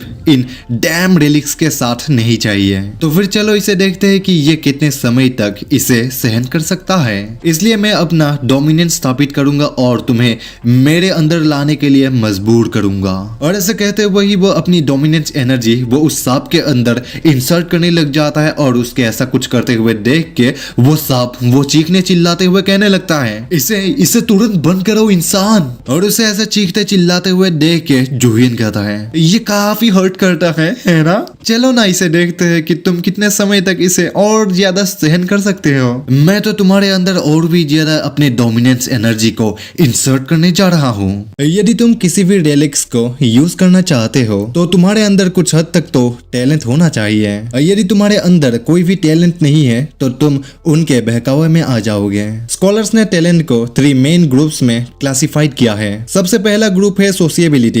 ये एबिलिटी ये रेलिक के साथ एक हेल्दी रिलेशनशिप बनाता है। दूसरा ग्रुप है डोमिनेंस। किसी भी रेलिक को करिश्माई ढंग से आज्ञाकारिता की मांग करने की शक्ति। इसे हम ऐसे भी कह सकते हैं कि डोमिनेंस का यूज करके हम किसी भी रेलिक को अपने अंदर ला सकते हैं। तीसरा ग्रुप है कॉम्पिटिबिलिटी। इसमें यूजर और रेलिक दोनों में ही एक स्ट्रॉन्ग एफिनिटी होता है। मानो वो दोनों ही एक दूसरे के स्वर्ग में बनी एक जोड़ी है। फॉर एग्जाम्पल एक म्यूजिशियन और एक इंस्ट्रूमेंटल रेलिक। अधिकांश मामलों में ज्यादातर लोग मूल रूप से अपनी सोशियबिलिटी स्किल को मतलब उस टैलेंट को बढ़ाएंगे। तीनों में से इसका यूज करना सबसे आसान है और इससे तुम रेलिक के फुल एबिलिटीज को यूज कर सकते हो। लेकिन इस रास्ते पर चलना ब्रूटल है। जब रेलिक्स वो अपने ओनर्स के साथ फ्रेंडली हो जाते हैं उसके बाद वो लोग अपने पॉइजनस ऑरास को रिलीज करने शुरू कर देते हैं जो कि बीमारी का कारण बनती है। इसलिए मैं इस बार कभी भी सोशियबिलिटी का इस्तेमाल नहीं करने जा रहा हूँ। सोशियबिलिटी कुत्ते के लिए होगी, समझे? तो इसलिए मेरे सामने सबमिट यानी सरेंडर कर दो रेलिक। यदि तुम मेरी बात मानने से तैयार नहीं हो तो मैं तुम्हें टुकड़ों में तोड़ दूंगा। तुम्हें क्या ऐसा लगता है कि मैं ऐसा नहीं करूंगा? जूयर की इतना टॉर्चर झेलने और उसकी बातें सुनने के बाद वो व्हाइट स्नेक कहता है क्या? लेकिन मैंने तो ये सोचा था कि तुम इंसान हमें चाहते हो, लेकिन ऐसा लगता है कि ये बिल्कुल भी ऐसा नहीं है। और उसके इतना कहने के साथ ही वो वहीं से गायब हो जाता है और उस जगह से एक गोल्डन रोशनी चमकने लग जाती है और इसके साथ ही पानी के अंदर से एक गोल्डन और एक सिल्वर एक्स निकल के आता है और उन दोनों को ही जूयन जब पकड़ता है तो जूयन के पास एक सिस्टम विंडो ओपन होता है और वो जब उन विंडोज पर देखता है वहां पर बताया जाता है कि the one who experience the tombs. तुमने एक नया टाइटल अनलॉक किया है और इसके साथ ही तुमने एक नया स्किल डिस्कवर किया है। तुमने अवेकन कर दिया है दी टॉम राइडर का बेसिक स्किल टॉम एक्सकेवेशन और उसका रैंक F होता है। और इस स्किल के साथ ही जूयन के पास अब 3 स्किल पूरे हो चुके हैं और इनको देखते हुए जूयन कहता है अब मुझे बस एक और अनलॉक करने की जरूरत है। मुझे आश्चर्य है कि इसे अनलॉक करने के लिए मुझे क्या करना होगा। इतने में वो एक और विंडो को देखता है जहाँ पर लिखा होता है कि दी रेलिक एब्यूजर। तुमने अनलॉक किया है एक नया टाइटल और इसके साथ ही तुम्हारा डोमिनेंस टैलेंट वो और इंक्रीज होता है। रेलिक डोमिनेंस वो A+ और ऑप्रेसिव है। रेलिक सोशियबिलिटी वो D- और ये कोएरेसिव है। और इनको देख के वो कहता है अरे क्रो तुम ऐसे कैसे कंसीड कर सकते हो कि ये अब्यूजिव है? ठीक है इससे कोई फर्क नहीं पड़ता कि मेरी सोशियबिलिटी की टैलेंट में कमी आई है। मेरे लिए इसका तो कोई भी यूजेस ही नहीं है। इतने में ही कोई कहता है मुझे मिल गया वो तालाब ये यहाँ पर है। और इस आवाज को जब जूयन नोटिस करता है तो वो वहीं पर चुप जाता है और वो अपने मन में कहता है ये कमीने ये मेरी उम्मीद से कहीं ज्यादा तेजी से यहाँ पर आ पहुंचे। जबकि हम देखते हैं कि लिंडा और क्योसी वहाँ पर पहुंच जाते हैं और क्योसी कहता है ये बिल्कुल वैसा ही है जैसा कि भविष्यवाणी में कहा गया था। और वो भी एक रेलिक निकाल लेता है उस पॉन्ड में गिराने के लिए और वो कहता है ठीक है तो फिर रेलिक तुम बाहर आ जाओ। और उसे ऐसा करते हुए देख के लिंडा कहती है तुम क्या करने का प्लान बना रहे हो? लेकिन क्योसी वो लिंडा के बात को इग्नोर करते हुए वो अपना एक रेलिक वो उस पॉन्ड में गिरा देता है। और उसे ऐसा कुछ करते हुए देख के जूहियन वो अपने मन में कहता है बेवकूफ तुम कमीने तुम बहुत देर से आए हो। खैर मुझे लगता है कि थोड़ी देर के लिए मुझे उनको ऑब्जर्व करना अच्छा होगा। मुझे लगता है कि वो आगे भी मेरे रास्ते में बाधा डालते रहेंगे। क्या मुझे अभी उनसे छुटकारा पा लेना चाहिए? ऐसे सोचते हुए तो वो उनको मारने के लिए अपने चाकू को भी निकाल लेता है। लेकिन इतने में ही वहाँ पर एक विंडो अपीयर होता है और वहाँ पर बताया जाता है कि Egyptian funeral knife rank C normal grade consumable relic और इसका मैक्सिमम यूसेज वो 100 में से 54 टाइम्स यूज किया गया होता है। और इसको देख के जूहियन वो बड़ी ही हैरानी से कहता है क्या यूसेज? इसका आधा हिस्सा तो पहले ही यूज हो चुका है। और इसको देख के जूहियन वो अपना इरादा बदल लेता है जबकि इस तरफ क्योसी वो तो फ्रस्ट्रेट हो चुका होता है और वो कहने लग जाता है क्या यहाँ पर आखिरकार कोई भी रिस्पॉन्स क्यों नहीं हो रहा है? भविष्यवाणी में निश्चित रूप से कहा गया था कि मुझे बस इस तालाब में एक रेलिक को गिराने की जरूरत है। एक भविष्यवाणी यानी प्रोफेसी की बात सुन के लिंडा हैरानी से कहती है क्या एक भविष्यवाणी? तो जापान में एक ऐसा यूजर भी है जो कि भविष्यवाणी यानी एक प्रोफेसी का रेलिक को यूज करता है। क्योसी कहता है हाँ वैसे भी ये अभी इम्पोर्टेंट बात नहीं है। किसी ने शायद पहले ही इस रेलिक को ले लिया होगा। क्या यह एक बड़ा मुद्दा नहीं है? इसका मतलब है कि ऐसे और भी लोग हैं जो उनके बारे में जानते हैं। लिंडा कहती है हाँ ये सच है। जमीन पर कुछ निशान है, साथ ही किसी और के पैरों का भी निशान है। कोई ना कोई तो यहाँ पर जरूर ही आया है। और इन दोनों को देखते हुए जूहियन वो अपने मन में कहता है ये लोग तो मेरे लिए काफी आसान है। मुझे आश्चर्य है कि क्या अभी वो इस टॉम से बचकर निकल पाएंगे जो कि अभी उनके ऊपर ही टूट कर गिर जाएंगे। ऐसे कहते हुए ही वो उस गोल्डन एक्स का यूज करते हुए कहता है इस टॉम को बंद कर दो रेलिक। उसके इतना कहने के साथ ही वो टॉम वहीं पर टूट के गिरने लग जाता है, जबकि वो दोनों ही बड़ी हैरानी से कहने लग जाते हैं व्हाट द हेल यार, क्या ये टॉम अभी गिरने वाली है? हमें जल्दी से ही एग्जिट गेट ढूंढना होगा। रुको, आखिर वो एग्जिट गेट है कहाँ पर? लिंडा कहती है बस वापस उसी ओर चलो जहाँ से हम आए थे। और जूहियन तो बिंदास एग्जिट गेट से होते हुए वो निकल जाता है और वो कहने लगता है सो इस टॉम के एग्जिट ये इस मेन होल से कनेक्टेड था। मेरे कपड़े ये थोड़ा गंदे तो हो गए हैं लेकिन ये इतना भी नोटिसेबल नहीं है। जब मैं अपने अपार्टमेंट में वापस आया तो वो टॉम जो कभी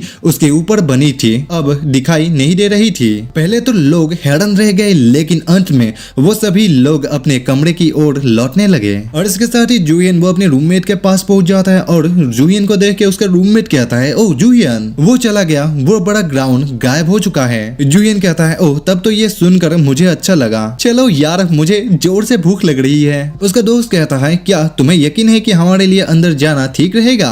हमें जिंदा ही दफनाया तो नहीं जाएगा है ना? जिस पे जूहियन कहता है ये ठीक है डूड। और इस तरफ हम कियोशी को देखते हैं जो कि अब भी जिंदा होता है और वो किसी से बात करते हुए कहने लगता है आखिर तुमने अभी क्या कहा? एक और भविष्यवाणी थी। ये भविष्यवाणी की गई थी कि कोरिया में कोई हमसे पहले इस रेलिक को ले जाएगा। तब तो तुम्हें मुझे इसके बारे में पहले ही बताना चाहिए था। तब तुम क्या सोच रहे थे इतनी इंपॉर्टेंट जानकारी छोड़कर? और उसके रिप्लाई में वो फोन वाला बंदा कहता है हमें भी इस बारे में बहुत देर तक पता नहीं चला था। तुम ये भी जानते हो कि फ्यूचर गाइड का रेलिक यूजर वो कैसा है? कियोशी कहता है रुको, क्या वो दोबारा केंजी पढ़ने में असमर्थ थे? जिसपे वो बंदा कहता है हाँ सही कहा। तो कियोशी वो बहुत गुस्सा हो जाता है और वो कहता है तुम लोगों ने तो ये कहा था कि फ्यूचर गाइड के यूजर के साथ एक और व्यक्ति जो कि एक स्कॉलर है वो उसके साथ है, तो वो इसे पढ़ने में कैसे असमर्थ था? जिसपे वो फोन वाला बंदा भी कहता है वेल तुम जानते हो ना आजकल के बच्चे कैसे हैं। हम ये सुनिश्चित करने की पूरी कोशिश करेंगे कि आज रात का घटना दोबारा ना हो,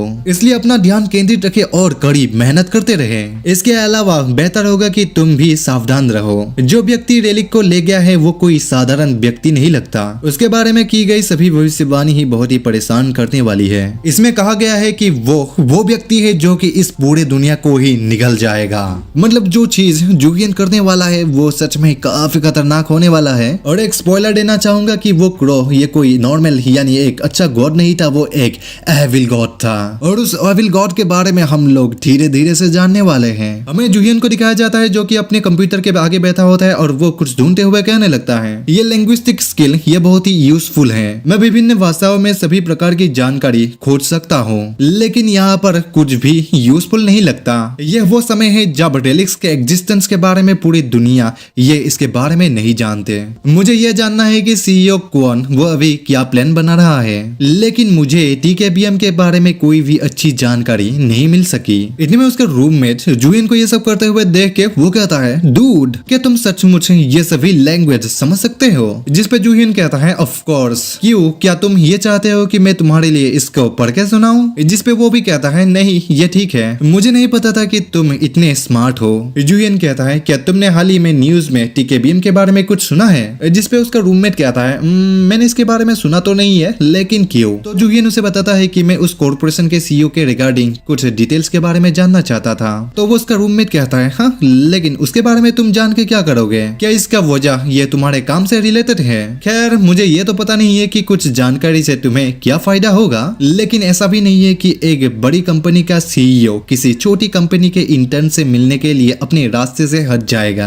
तो जूहियन वो अपने रिसर्च में फिर से लग जाता है और वो कहता है मैंने अपना जॉब वो छोड़ दिया। इतने में जूहियन को किसी चीज के बारे में याद आता है और वो अपने मन में कहने लगता है रुको, पार्क क्योंगजू के ग्रुप के पास एक आर्ट गैलरी थी, ठीक है मैं उन लोगों का यूज सीईओ क्वान के बारे में कुछ जानकारी निकालने के लिए करूंगा। हमारा सीन शिफ्ट होता है और हमें जियोंग गैलरी में दिखाया जाता है जहाँ पर पार्क जियोंग और उसके छोटे भाई को पकड़ ले जाने के बाद उनके लिए काम करने वाले सभी बंदे यहाँ पर आए होते हैं क्योंकि उनके लिए करने के लिए अभी कुछ भी नहीं होता होता है और वो लोग अभी अनएम्प्लॉयड हो चुके होते हैं और इस वजह से वो लोग अभी काफी परेशान हो रहे थे। और हमें उनमें से एक ब्लॉन्ड हेयर वाला बंदा जो कि उनमें से सबसे सीनियर था, जिसका कि नाम सियोंग वू होता है और उसे उसके बाकी के साथिया कहते हैं। हमें अपने बॉस और ह्योंगनिम के लिए एवेंज लेना होगा, जिसके रिप्लाई में सियोंग वू कहता है बेशक हम लोग उनके लिए एवेंज जरूर लेंगे, मैं अपने बॉस का ऋणी होकर नहीं रह सकता। उसकी ये बात सुन के उसके बाकी के साथी अभी उसके तारीफ करने लग जाता है, जबकि इतने में उसके पास एक कॉल आने लग जाता है। और ऐसे किसी मोमेंट में किसी की कॉल आते हुए देख के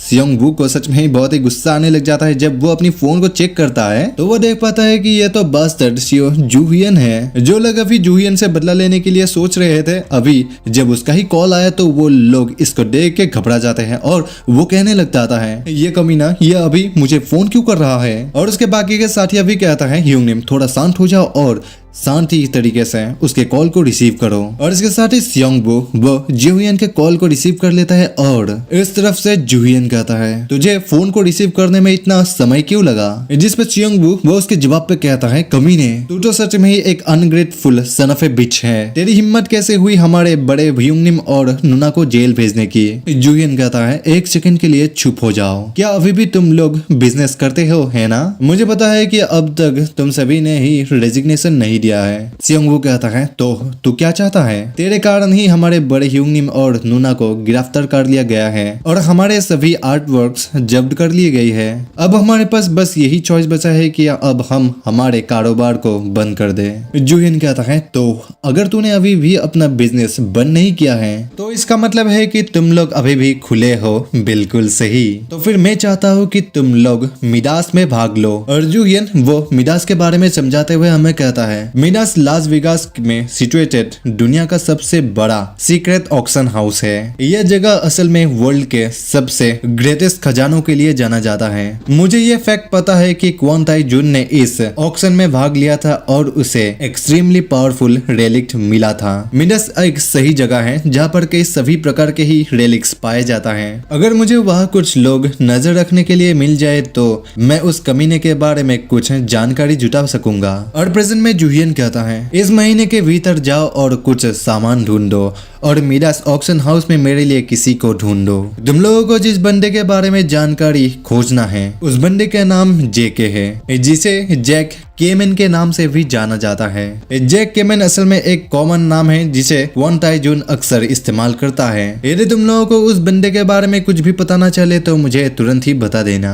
अगर तुम मुझे गलत जानकारी दोगे तो मैं तुम सबको मार डालूंगा। जूहियन की इस बात को सुन के उन सबकी फट जाती है और सियोंग वू कहता है अभी तेरी बात समझ में आ रही है, आखिर हम वहाँ कैसे पहुँच सकते हैं। हम इस पॉइंट तक पहुँचे क्योंकि हमारे साथ नुना और हमारे स्किल्स थे। जूहियन कहता है ये कुछ ऐसा है जिसे कि तुम लोगों को ही फिगर आउट करना होगा।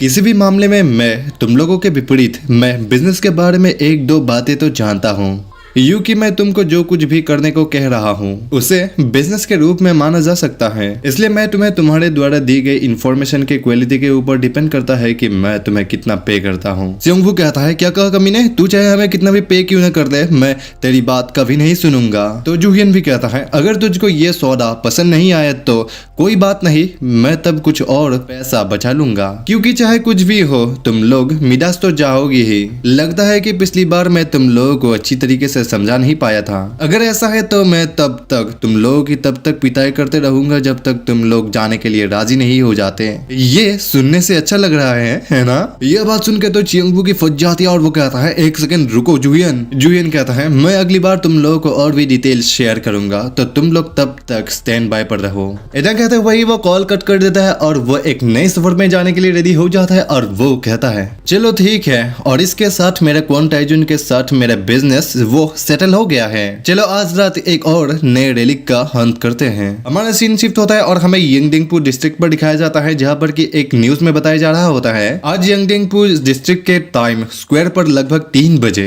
एक 40 साल की वृद्ध महिला ने खुद को जलाकर आत्महत्या करने की कोशिश की है। और इस न्यूज को जब जूहियन सुनता है तो वो अपने मन में कहता है मैं उत्सुक हूं कि ये इंसिडेंट अगली बार किसी एक नए टॉम के दिखने का एक शगुन है। खैर ये इससे अनरिलेटेड भी हो सकता है। इतने में वहाँ पर क्योसी पहुंच जाता है और वो जूहिन से कहता है, अरे अब तो लगभग हो गया है, तुम कब तक यही खड़े रहोगे? यह जगह पहले से ही काफी छोटा है, तो मैं तुम्हारे आगे नहीं जा सकता। और क्योसी को यहाँ पर देख के जूहिन तो वो हैरान हो चुका होता है और वो अपने मन में कहता है, यह कमीना ये असल में यहाँ क्यों है? ये तो वही कमीना है जो को सोने और चांदी के कुल्हाड़ी के रेलिक के जगह पर था। और जूहिन को कुछ भी जवाब ना देते हुए देख के क्योसी वो उसे काफी सारे बातें सुनाने लग जाता है, जबकि जूहिन वो अपने मन में कहता है, ओह अब मुझे समझ आ गया है, अगर ये कमीना यहाँ है इसका मतलब यह है कि अगला टॉम भी यही कहीं दिखाई देगी, क्योंकि इस समय जापानियों के पास एक प्रोफेटिक रेलिक यूजर भी था। इतना सोच के ही वो कहता है, चुप रहो, तुम बहुत ही जोर से बोलते हो, क्या तुम्हें लगता है कि मैं तुम्हें समझ नहीं पाऊंगा?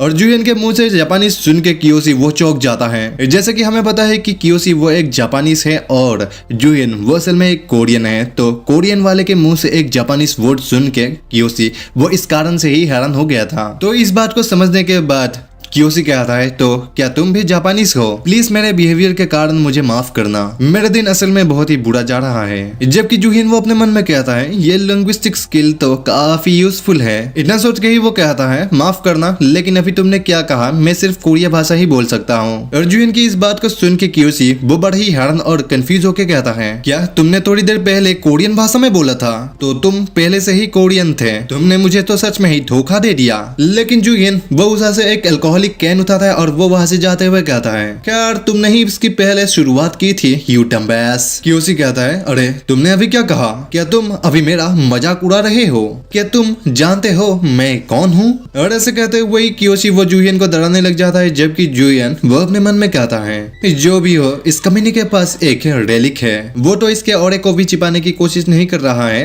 जैसा कि एक एक्सपेक्ट किया जा सकता था एक इमेच्योर से। मुझे नहीं पता कि ये किस प्रकार का रेलिक है, लेकिन अब मुझे ये चाहिए। ऐसे कहते हुए वो उस कैन को शेक करने लग जाता है, जबकि कियोसी वो उसे पीछे से चिल्लाते हुए कहता है, ओए यही रुको या वापस आओ, यदि कोई तुमसे बातें कर रहा है तो तुम्हारा भी फर्ज बनता है कि तुम उनके बातें सुनो। ऐसे कहते हुए वो जब जूहिन के कंधे को पकड़ता है तो जूहिन वो पीछे की ओर मुड़ के वो उस कैन को सीधे ही उसके मुंह के ऊपर खोल देता है, जिस कारण से उस कैन के अंदर से सभी अल्कोहल उसके मुंह में ही आके गिरने लग जाता है। और ऐसे कुछ होते हुए देख के कियोसी वो बड़े ही गुस्से में कहता है, अरे ये किस लिए था? क्या तुम झगड़ा मोलना चाहते हो? लेकिन जूहिन कहता है, अरे नहीं, मुझे इसके लिए माफ करना, क्या तुम सच में ठीक हो? किसी ने शायद इस कैन को शेक करके रखा होगा, मैं सच में यह जानना चाहता हूँ कि उन्होंने ऐसा क्यों किया होगा। और कियोसी वो खुद को पोंछते हुए कहता है, तुमने ये सब मेरे कपड़ों के ऊपर गिरा दिया है, तुम कमीने, तुम्हें मेरा ड्राई क्लीनिंग का खर्च उठाना पड़ेगा।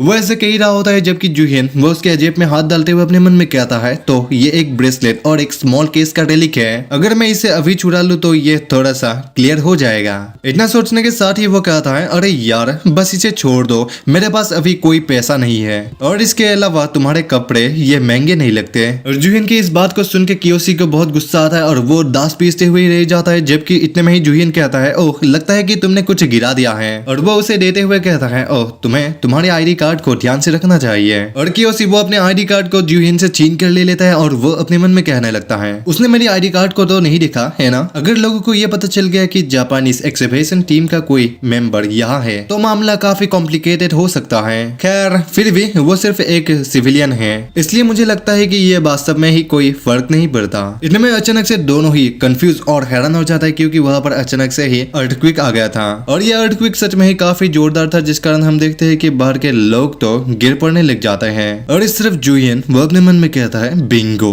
वो निश्चित रूप से ही इस टॉम के प्रकट होने का इंतजार कर रहा था। ऐसे सोच के ही जूहिन वो कहीं पर भागने लग जाता है, जबकि कियोसी वो जूहिन को कहने लगता है, ये तो सच में काफी क्योतिक हो गया है। खैर हमारी भविष्यवाणी के अनुसार ऐसा होना ही था। इतना सोच के ही वो किसी को कॉल लगाता है और वो कहता है, हेलो, टॉम का दिखना शुरू हो गया है। जिसपे वो कॉल वाला बंदा भी कहता है, समझ गया है, इसके अलावा कुछ और भी है जो तुम्हें जानना चाहिए। हमें अभी एक और भविष्यवाणी मिली है, इसमें कहा गया है कि सोने और चांदी का कुल्हाड़ी का रेलिक को ले जाने वाला कोरियन ये अभी तुम्हारे पास ही है। इस भविष्यवाणी का एक और हिस्सा है जो कि वास्तव में ही समझ में नहीं आता, लेकिन लेकिन इसमें कहा गया है कि तुम्हें शराब से सावधान रहने की जरूरत है। और इस बात को सुन के कियोशी वो हैरान हो जाता है और वो कहता है, ओह ऐसा लगता है कि ये पहले वाला वही बियर था। यदि ऐसा ही है तो क्या वो कमीना वो भविष्यवाणी वाला बंदा ही था? और वो अपने चारों ओर देखते हुए कहता है, लानत है यार, वो कमीना तो वो पहले से ही यहाँ से भाग चुका है। मुझे पहले उसकी तलाश करनी होगी। बस जल्दी करो और मुझे भविष्यवाणी के बारे में और भी बताओ। ऐसे कहते वही वो किसी और भागने लग जाता है, जबकि हमें जूहिन को दिखाया जाता है जो कि कहीं पर आ गया होता है और वो कह रहा होता है, आखिर यहाँ का ऑरा ये इतना ब्लडथर्स्टी क्यों हो रहा है? ये पिछली टॉम से तो पूरी तरह से अलग है। ऐसा लग रहा है कि इस बार ये एक बुरा रेलिक है। इतने में जूहिन को पीछे से कोई आवाज लगाता है और जब जूहिन पीछे मुड़ के देखता है तो वो देख पाते हैं कि कियोशी ने तो उसके ऊपर गन टान रखा होता है और वो कहता है, डोंट मूव। यदि तुम गोली से बचना चाहते हो तो जहाँ हो वही रहो। जूहिन कहता है, हाँ क्या तुम फिर से? कियोशी कहता है, तुम्हारा बैग खोलो, जल्दी करो। क्या तुम मुझे पिछली बार की तरह नजरअंदाज करते रहोगे? इतने में वहाँ पर अचानक से काफी ज्यादा अर्थक्वेक आने लग जाता है। तो इस चीज को देखते हुए वो दोनों ही हैरान हो जाता है और जूहिन के पास काफी सारे विंडोज ओपन हो जाता है और उसे बताया जाता है कि वार्निंग, तुमने डिटेक्ट किया है एक इंटेंस ऑरा को जो कि तुम्हारे पास ही आ रहा है। और इसको दिखाने के साथ ही वहाँ का नीचे का जमीन वो फटने लग जाता है और वहां से एक गोल्डन रोशनी ऊपर की ओर आने लग जाती है। और इस रोशनी से हम ये कह सकते हैं कि ये हमारा इस नए टॉम का एंट्री गेट है जो कि कियोशी और जूहिन के ठीक नीचे खुला होता है। और ये एंट्री गेट सच में ही काफी बड़ा होता है जिसका कारण हम अंदर देखते हैं कि जहाँ पर कई सारे इस टॉम के अंदर नॉर्मल पीपल भी अंदर आ गए होते हैं, जाके सभी लोग ही इस टॉम को देख के हैरान हो चुके होते हैं और वो लोग आसपास की ओर देखने लग जाते हैं। और इस टॉम के अंदर जूहिन के गिरने के कारण उसका सर सकड़ा रहा होता है और वो आसपास के लोगों को देखते हुए कहता है, बहुत सारे सिविलियंस तो इस गंदगी में फंस गए हैं। रेलिक ने निश्चित रूप से ही इन सभी लोगों को नुकसान पहुंचाने के लिए खींचा है। कम वक्त कमीना। टूटे हुए हथियारों से भरा हुआ एक टॉम। मैं अपने पिछले जीवन में भी इस जगह पर आया था। ये जापानीज रेलिक मुरामासा का एक टॉम्ब है। मुरामासी काल के दौरान जापान के एक फेमस स्वॉर्ड्समिथ थे जिन्होंने मुरामासा स्कूल की स्थापना की थी। मुरामासा स्कूल के निर्मित कताना अत्यंत फेमस थे और उन्हें कंसीडर किया जाता था मास्टरपीसेस के रूप में। लेकिन उस समय उनका शोगन ताकुगावा इवाशी के साथ रिलेशनशिप खराब था। उनके दादा पिता और भाई सभी मुरामासा द्वारा बनाई गई कताना से मारे गए थे। इन घटनाओं के कारण ताकुगावा ने मुरामासा के सभी ब्लेड को ही डिस्ट्रॉय करने का आदेश दिया और ये अफवाह फैलने लगी कि मुरामासा के ब्लेड शापित कताना थे। तो हम यहाँ इसी प्रकार के ही एक रेलिक से निपट रहे हैं। यह रेलिक निश्चित रूप से ही इंसानों के प्रति बहुत ही ज्यादा घृणा रखता है। इनमें जूहिन के पास 2 वार्निंग विंडोज अपीयर होता है और उसे बताया जाता है कि इस रेलिक की ब्लडथर्स्टी ऑरा तुम्हारे बॉडी पर परमिट हो रही है। इससे तुम्हारा स्किन ये डैमेज हो रहा है और इससे बचने के लिए तुम्हें एक प्रोटेक्शन की जरूरत है। और इस ब्लडथर्स्टी ऑरा के कारण सच में ही जूहिन को तकलीफ हो रही होती है और वो जब अपनी हाथ के स्लीव को ऊपर उठाते हुए देखता है तो वो देख पाता है कि ये तो सच में ऑलरेडी इसके हाथ को डैमेज कर चुका है। तो वह इसको देख के कहता है, मुझे जल्दी ही इस टॉम को क्लियर करना होगा। इनमें जूहिन के पीछे कियोशी आ जाता है और वो जूहिन के ऊपर गन टानते हुए कहता है, मैंने कहा हिलना मत, अपनी बैग खोलो और अपनी जेबों को भी खाली कर दो। और इसको देख के जूहिन अपने मन में कहता है, यह तो सच में ही एक जिद्दी कमीना है। और असल में उन दोनों के आसपास काफी सारे दूसरे लोग भी थे और इन सब का फायदा लेते हुए जूहिन वो अपनी एक्टिंग करते हुए कहता है, तुम तो असल में यहाँ पर प्रैक्टिकली रॉबरी कर रहे हो, मुझे तुम्हारी बात क्यों सुननी चाहिए। ऐसे कहते हुए वही वो पीछे की ओर मुड़ने लग जाता है जबकि कियोशी कहता है, क्या तुम मरने का इच्छा रखते हो?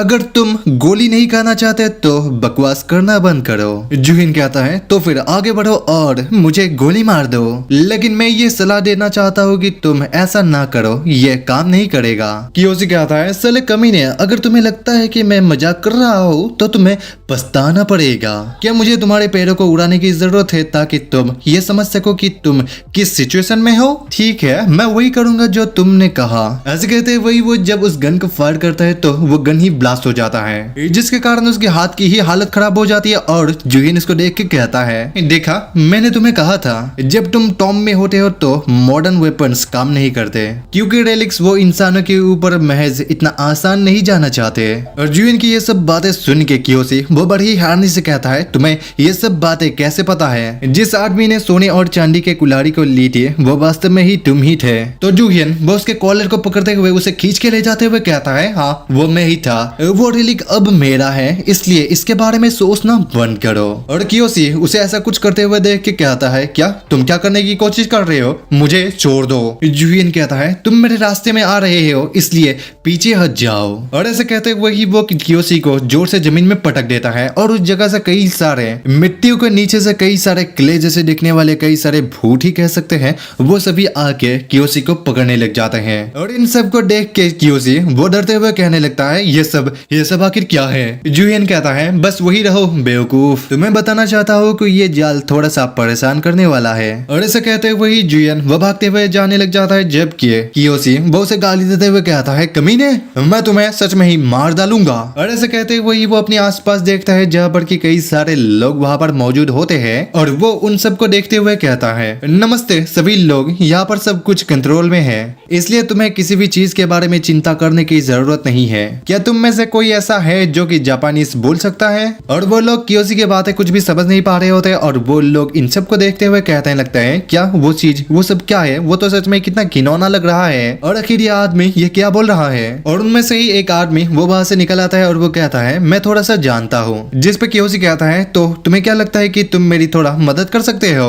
और कियोशी के बात सुन के जब वो आदमी बाकी सभी लोगों को हेल्प करने के लिए पूछता है तो बाकी के सभी लोग कहने लगते हैं, उस आदमी के पास तो एक गन था, क्या होगा अगर वो एक खतरनाक व्यक्ति है। जिस पे वही बंदा कहता है, इसका मतलब ये नहीं कि हमें उसे ऐसे ही त्याग देना चाहिए। और उन सब की रिएक्शन देख के जब कियोशी ये समझ जाता है कि वो लोग उनकी मदद करना नहीं चाहते, तो वो अपनी आईडी कार्ड को दिखाते हुए कहता है, प्लीज मुझ पर भरोसा रखो, मैं जापानीज एक्सकेवेशन टीम से हूँ, मतलब उत्खनन टीम से हूँ। इस सिचुएशन से उसी तरीके से निपटने के लिए मैंने अच्छी तरीके से प्रॉपर ट्रेनिंग किया है। मैं वादा करता हूँ कि मैं सभी को यहाँ से सुरक्षित बाहर निकाल लूंगा। उसके बाद क्या होता है ये तो हमें नहीं दिखाया जाता है, जबकि इस तरफ हमें जूहियन को दिखाया जाता है, जिसने कि कियोशी के पास से उन दोनों रेलिक्स को चुरा लिया होता है और वो इसको देखते हुए कहता है, ठीक है चलो देखते हैं कि उस कमीने के पास कैसे रेलिक थे। जब मैं उस कमीने को फेंक रहा था तो मैंने उसकी जेब चेक की थी। वो बेवकूफ वो इन टॉम्स के बारे में उचित जानकारी के बिना ही लड़ाई करने की कोशिश कर रहा है। तो ये रस्सी असल में एक ब्रेसलेट है और वो छोटा सा डिब्बा जिसके की अंदर एक चावल का केक है। और वो उस रोप ब्रेसलेट को देखते हुए कहता है, ये रेलिक ये कोरियन लोगों का था, the brother and the sister who become the sun and the moon, इससे लिया गया था। एक बाघ ने और भी ज्यादा चावल के केक खाने के लिए उनके माँ को मार डाला और अंत में भाई और बहन को भी मारने की कोशिश की, लेकिन वो स्वर्ग से उतरी एक रस्सी से बच गए। इन आइटम्स के ग्रेड ये इतना भी ज्यादा नहीं है, लेकिन ये अभी भी एक यूजफुल रेलिक है। इनमें जूहियन के पास द और विंडोज अपियर होता है जहाँ पर उसे बताया जाता है कि डीपीटी पिक पोकर, इससे तुम्हारा एक नया टाइटल अनलॉक होता है और तुमने एक नया स्किल भी डिस्कवर किया है। तुमने अवेकन किया है टॉम रेडर का बेसिक स्किल निम्बल फिंगर्स और उसका रैंक है एफ। और इनको देखते हुए वो कहता है, ओह मुझे एक स्किल मिला है, तो इसका मतलब ये है कि मुझे अपने सभी 4 बेसिक स्किल्स प्राप्त हो गए हैं, है ना। और वो जब अपनी इस नए स्किल का डिटेल्स चेक करता है तो उसे बताया जाता है कि किसी भी आइटम को एक बार चुने मात्र से ही तुम ये जान सकते हो कि उसका सही यूज कैसे करते हैं। कंज्यूमेबल रेलिक्स का यूज करते समय उनके खराब होने का समय ये थोड़ा कम हो चुका है। तुम्हारा एबिलिटी रेलिक्स को रिपेयर करने का ये थोड़ा इंक्रीज हो चुका है। तुम्हारे पास एक ग्रेटर चांस है दूसरों से रेलिक्स को सक्सेसफुली चुराने का। इनमें जो इनके पास एक और विंडो अपियर होता है जहाँ पर बताया जाता है कि तुमने सक्सेसफुली 4 बेसिक स्किल्स को अवेकन कर लिया है जो कि तुम्हारे अंदर ही छुपे हुए थे और अब तुम एक advance full fledge tomb raider बन चुके हो। तुम्हारा मिशन पूरा हो चुका है। टॉम से बाहर निकलने के बाद इसका रिवॉर्ड तुम्हें दिया जाएगा। और इसको देख के जूहियन कहता है, क्या यहाँ पर एक रिवॉर्ड भी है? वो क्रो कमीना वो वास्तव में ही मेरे साथ एक गेम के कैरेक्टर की तरह व्यवहार कर रहा है। ठीक है मेरे साथ ही ऐसे रहो, मुझे अभी भी यहाँ पर एक रिवॉर्ड मिल रहा है, इसलिए मेरे पास शिकायत करने के लिए ज्यादा कुछ नहीं है। और ऐसे कहते हुए वही वो फिर से पहले की तरह ही उन विंडोज को हटाने लग जाता है, जबकि इतने में ही किसी की चीखे चिल्लाने की आवाज आती है और वो लोग कहने लगते हैं, पीछे हट जाओ, मेरे पास मत आओ, हमें बचाओ कोई। और इस आवाज को सुन के जूहियन कहता है, क्या आखिर यहाँ पर हो क्या रहा है? और जब वो उस ओर देखता है वो देख पाते है कि वहाँ पर एक खाई होता है और उसके ऊपर एक ब्रिज होता है। और वो उस खाई के पास जाते हुए कहता है, वो साउंड ये यही से आ रही है। और वो नीचे की ओर देख के हैरान हो जाता है क्योंकि नीचे तो कई सारे लोग ऑलरेडी फंसे हुए होते हैं, जहां पर के एक लड़की वो अपने हाथ में चाकू लेके रखी होती है और वो बाकी लोगों को मारने की कोशिश कर रही होती है और उसको देख के जुयन कहता है ये तो एक ट्रैप है। और नीचे की ओर सभी लोग ही उस लड़की से दूर हट रहे होते हैं और जुयन इस लड़की के अंदर से इतनी ज्यादा मात्रा में और रिलीज होते हुए देख के कहता है मुझे नहीं लगता है कि वो किसी की भी बातें सुन सकती है, वो तो पोजेस्ड हो गई है। जो कोई भी उस चाकू को छुएगा वो भी उससे पोजेस्ड हो जाएगा। जैसे जैसे लोग उस चाकू से पोजेस्ड होते जाएंगे, नॉन पोजेस्ड लोगों के लिए उससे बच निकलना उतना ही मुश्किल होते जाएगा और अंत में हर कोई मर जाएगा। यही इस ट्रैप का असली नेचर है। जितना ज्यादा लोग उस गड्ढे में मरेंगे उतना ही ज्यादा ये ब्रिज पूरा होगा। असल में ये एक सैक्रिफिशियल ट्रैप है। इतना सोचने के साथ ही जुयन वो उन लोगों को आवाज देते हुए कहता है हे, तुम लोगों को इस गड्ढे में किसने डाला? क्या ये पहले वाला वही जापानी था? उसके जवाब में नीचे में से कोई कहता है हाँ ये वही था। उसने कुछ अजीब गीत गाया और कुछ ट्रैप ऐसे ही गायब हो गया। हमारे उसे बाहर निकालने के बाद ये सब हो रहा है। उन्होंने कहा कि किसी सीक्रेट को प्रोटेक्ट करने के लिए हम सभी को ही मरना होगा। और उन सब की बातें सुनने के बाद जुयन वो हालत का समझते हुए उन सबको बचाने के लिए वो खाई के नीचे आने लग जाता है और वो नीचे आते हुए अपने मन में कहने लगता है ये प्रोबेबली वही प्रोफेटिक रेलिक यूजर होगा जिसने कि उसे ऐसा करने को कहा होगा। और उसके रास्ते में आने वाले सभी ब्लेडों को जुयन वो अपने चाकू से टुकड़ों में बांट देता है। और जुयन के नीचे लैंड करने के बाद वो पोजेस्ड हुई लड़की वो जुयन की ओर बड़े ही गुस्से से देखते हुए उसकी ओर बढ़ने लग जाती है। और उस लड़की को आते हुए देख के जुयन वो उस रोप जैसे दिखने वाली उस रेलिक को निकालता है और उस लड़की को कंट्रोल करने के लिए वो उस रेलिक का यूज करता है। और वो रोप रेलिक जाके सीधे ही उस लड़की को पूरी तरीके से ही बांध देता है, जिस कारण से वो लड़की हिल नहीं पा रही होती है। और उस लड़की के हाथों से वो चाकू भी गिर जाती है और जुयन उस चाकू को पकड़ते हुए कहता है खैर ये तो काफी कन्वीनियंट था, बस ऐसे ही रहो, मैं इसे संभाल लूंगा। इतने में वो चाकू जुयन को कहने लगता है आखिर तुम हो कौन? खैर वास्तव में इससे कोई फर्क नहीं पड़ता, अब जाओ और उन्हें मार डालो, सभी इंसानों को मार डालो। जुयन कहता है एक रेलिक की हिम्मत कैसी हुई कि वो मुझे बताए कि मुझे क्या करना है। और जुयन की बात सुन के वो चाकू हैरान हो जाता है, जबकि जुयन वो सिस्टम में उस चाकू के डिटेल्स के बारे में चेक करते हुए कहता है रैंक सी का रेलिक, ये एक डिसेंट रेलिक भी नहीं है और तो और इसके अंदर कितना ईगो भरा हुआ है, ये कितना ही बेकार मॉब रेलिक है। आखिर इस टॉम का बॉस रेलिक कहाँ पर है? ऐसे कहते हुए वो उस चाकू को ही फेंक देता है और उस चाकू को फेंकने के साथ ही वो लड़की वो अपने होश में आ जाती है और वो कहने लगती है अरे कृपया मुझे खोलो। इतने वो रोप रेलिक भी कहने लगती है अरे इंसान लड़की मेरे साथ खेलो, चलो कुछ और देर ऐसे ही मजा करते हैं। और उस रोप की जब ये बात जुहिन सुनता है तो वो बड़ी ऑकवर्डली कहता है ये रोप पगल कमीना। तो रेलिक्स जब उन्हें अकेला छोड़ दिया जाता है तो